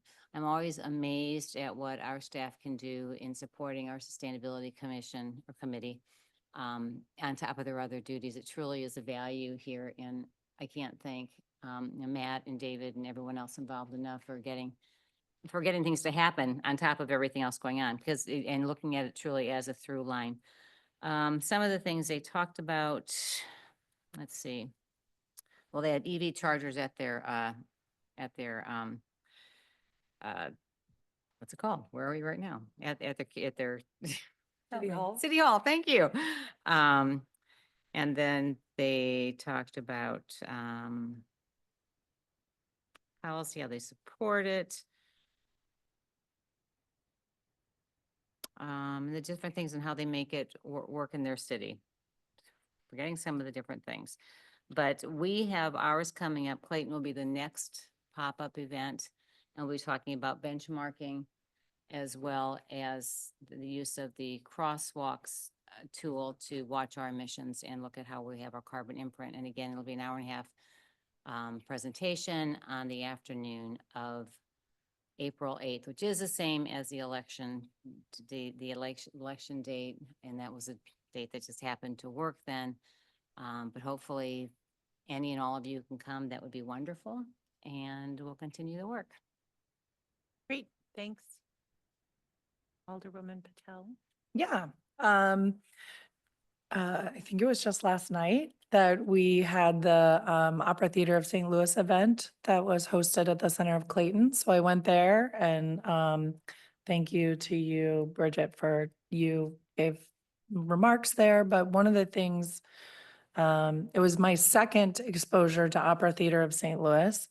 And while I would not describe myself as someone with any knowledge or true appreciation for the opera, I've been impressed in both cases with how our Opera Theater of St. Louis appears to be like received and to be actually continuing and even strengthening this art form by like having another world premiere of an opera. Anyways, it's just kind of a cool thing. So may be compelled to go see the opera this year. The High Point Neighborhood Association invited Rick and I to join them, and our police officers were there also to talk about answer questions for the neighborhood. I can't think of anything really noteworthy. It was, a nice event, decently attended on their side, and no major issues raised. And then I just am compelled to say I actually traveled the last 2 weekends out of town, which feels unusual to me, but one was to Austin, Texas, and one was to Tulsa. And I was struck in both cases by how like some of the most, what I thought were kind of like the most interesting and thriving parts of their communities have a real mix of development style and architecture. And so I've talked about this a little bit before, is how I personally really like seeing when people work on development in older communities like ours and don't force the new development to look like a new version of what was built 100 years ago, and instead allow like modern additions to 100-year-old homes and buildings and stuff. I just think it creates a really much more visually interesting and dynamic community. My little bit of exposure to our ARB process is that we do not do any of that. And we are very stifling in terms of how we encourage or expect people to like match certain architectural styles. And I don't think it's to the benefit of our community. So I'm not really going to do anything else about it right now, except tell you all that and encourage you to look at that kind of thing when you're in other communities, because I think it's just really cool. Thank you. Alderman Fader. Robin and I also attended the event, the Opera Theater event, which it's a mother and daughter who wrote the libretto for a new opera that's going to be premiered at Opera Theater. And the interesting thing, which I didn't realize, was that the mother is a very noted playwright, and her play Clydes is currently performing at the Repertory Theater. And I strongly encourage everybody to go see it. It's It sounds, if excellent. you describe it, terribly dreadful, because it's all about a woman who owns a cafe, and she's a former felon who owns the restaurant. She only hires people who are felons. So it sounds like it would be dreadful, but it's actually a wonderful, really wonderful play. Ron Himes, who's the head of the Black Rep, has one of the main roles. Anyways, it was great. It was really a bonus that she actually turned out to be the speaker who was a part of the program. I'll be interested in Rick's comments as well about our last CCF meeting, which was quite unique because it was very little presentation and everybody broke up into small groups, and it was sort of a wild session. I'm not quite sure where it exactly wound up. The only thing I would say is there's still a lot of interest, as best I can tell, in the former ice rink and what's going to happen there, and what CCF's past role has been in that process and what it would be in the future. So I think they're obviously very interested in where we're going on that. Rick and I are meeting actually on Thursday in our continuing effort to look at our various committees and commissions, and we're getting, I think, close to, we've heard from just about the chair of every one of the committees. We got some good comments from Kevin in terms of legally, if we wanted to change things, it sort of depends on whether comes out of the charter, whether it comes out of our ordinances or both, and how we deal with that. And the final thing on legislation, I think David passed something out about what's going on in Jeff City. One that didn't get a lot of play in that description, but I know the mayor is aware of, is this sort of reemergence once again of the proposed exemption of sales tax on food sales. So that bill is kicking around again. And generally, I think there's more concern on all these bills because a lot of the stagnation that existed in the House last year because of the far right group that held up everything, that's kind of gone away. So we're probably going to see a lot more legislation coming out of Jeff City. So I think our lobbyists are going to have to be very attentive to this whole sales tax issue, which is, by the way, as far as that, doesn't affect restaurant sales, but it certainly would affect any of our grocery stores or anybody who sells those products. Thank you. I just wanted to tell you, there is a hearing scheduled on the grocery sales tax. I think it's actually tomorrow, if I'm not mistaken. What's that? Yeah, I know. And our lobbyist will be there and plans to speak in opposition to it. Excuse me real quick, Bridget, and before Rick, before you go, I'm out of town and I've got to run. I'm supposed to meet clients a little while ago. So if that's okay, can I bug out? I think so, yeah. Yep. Okay. Thank you all. Thank you. Here. Bye, Jeff. Hmm. So I would just add to Gary's comments on CCF that in addition to it being a different meeting, there were 25 plus people in attendance. That was a good thing. Lots of new members. There's new leadership. Colleen Waterman's taking over for Jennifer Volk as the president. They had a successful fundraising in the final quarter of the year. That said, the frequent feedback is the organization needs better focus, narrowing of focus. I think there's a lot of people are full of good intentions and not exactly sure what to do. So I think they've have an opportunity to harness all that energy. There is a concert on May the 8th at Chapman Plaza, so something just to put on your calendar. We were supposed to have a CRSWC meeting, but we lacked a quorum. I'm not sure what the issue is there. I know we've got a couple of new school board members, so hopefully we'll get that scheduled in the next week or so. The one observation I'd throw out from the High Point Neighborhood Improvement Association that I was very pleased to hear is that so often we hear that when our snow plows plow, that they know exactly where the city limit line is. And so that dividing line between the city or U-City and our neighboring communities is very present. And that I'm sure some residents are frustrated by that because they still need to walk one way or the other. But our police are collaborating irrespective of the lines. And so they're doing a good job. They both represent, meaning the city and Clayton. It's all about solve the problem. We'll worry about the details later. And the residents seem to really feel that way. And so substantively, I thought that was a great observation out of all that. And the last thing I'd throw out there is I listened to, and perhaps all of you did too, the Clayton School Board Capital Facilities discussion last week. And so I'm not going to assess what their program is other than to say it did involve a lot of cooperation potentially with the city and have impacts on the city. And I know a number of you have participated in this, so you're well aware of that. My observation is I'd like us as a city to get ahead of the curve collectively as a board to talk about are any of these kinds of land swaps actually possible? If we would do it, would we consider a sale or a lease?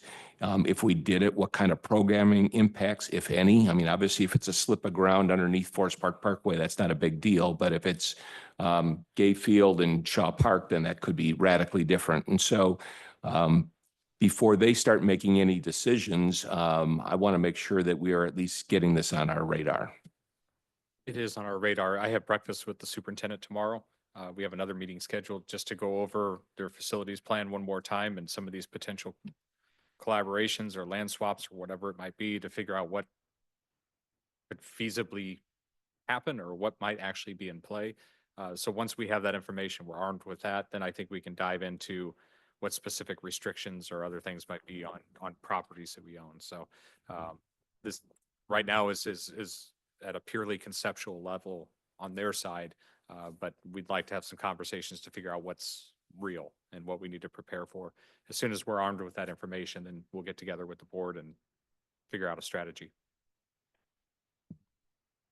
Great, thanks. Yeah, I mean, I really enjoyed the event last night as well, and I certainly do plan to go to the opera this summer. I haven't been to an opera, I think, since I was in my low 20s, so it's it's been a long time. So I'm looking forward to going.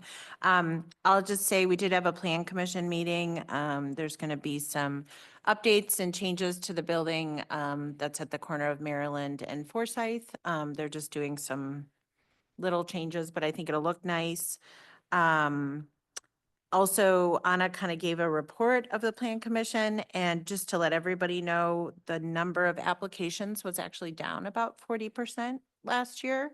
However, 2023 was a banner year. So it was like, it would kind of killed all the records. So the number in 2024 was somewhat similar to the 20-year average. So it's not that we had this huge drop in applications. There was less PUDs, which just have lots and lots of applications. So that was primarily the reason for the drop. So Yeah, we also had a few things that we went administrative with. So we had some retaining Right, wall things yep. that used to hit ARB. And we streamlined that process for a lot of residents that were having to go through a whole meeting process for items that the PC ARB just never even really discussed. So we were able to clean a bunch of that up. yeah, and Yeah. front yard renovations and Right. stuff like that. Yeah. So, but that's all I have. So thanks, everybody. Thank you for being patient with me. So. Excellent job. So we need a motion to adjourn. Yeah. I move to adjourn. Second. All those in favor? Aye. Any opposed? All right. Have a good night, everybody.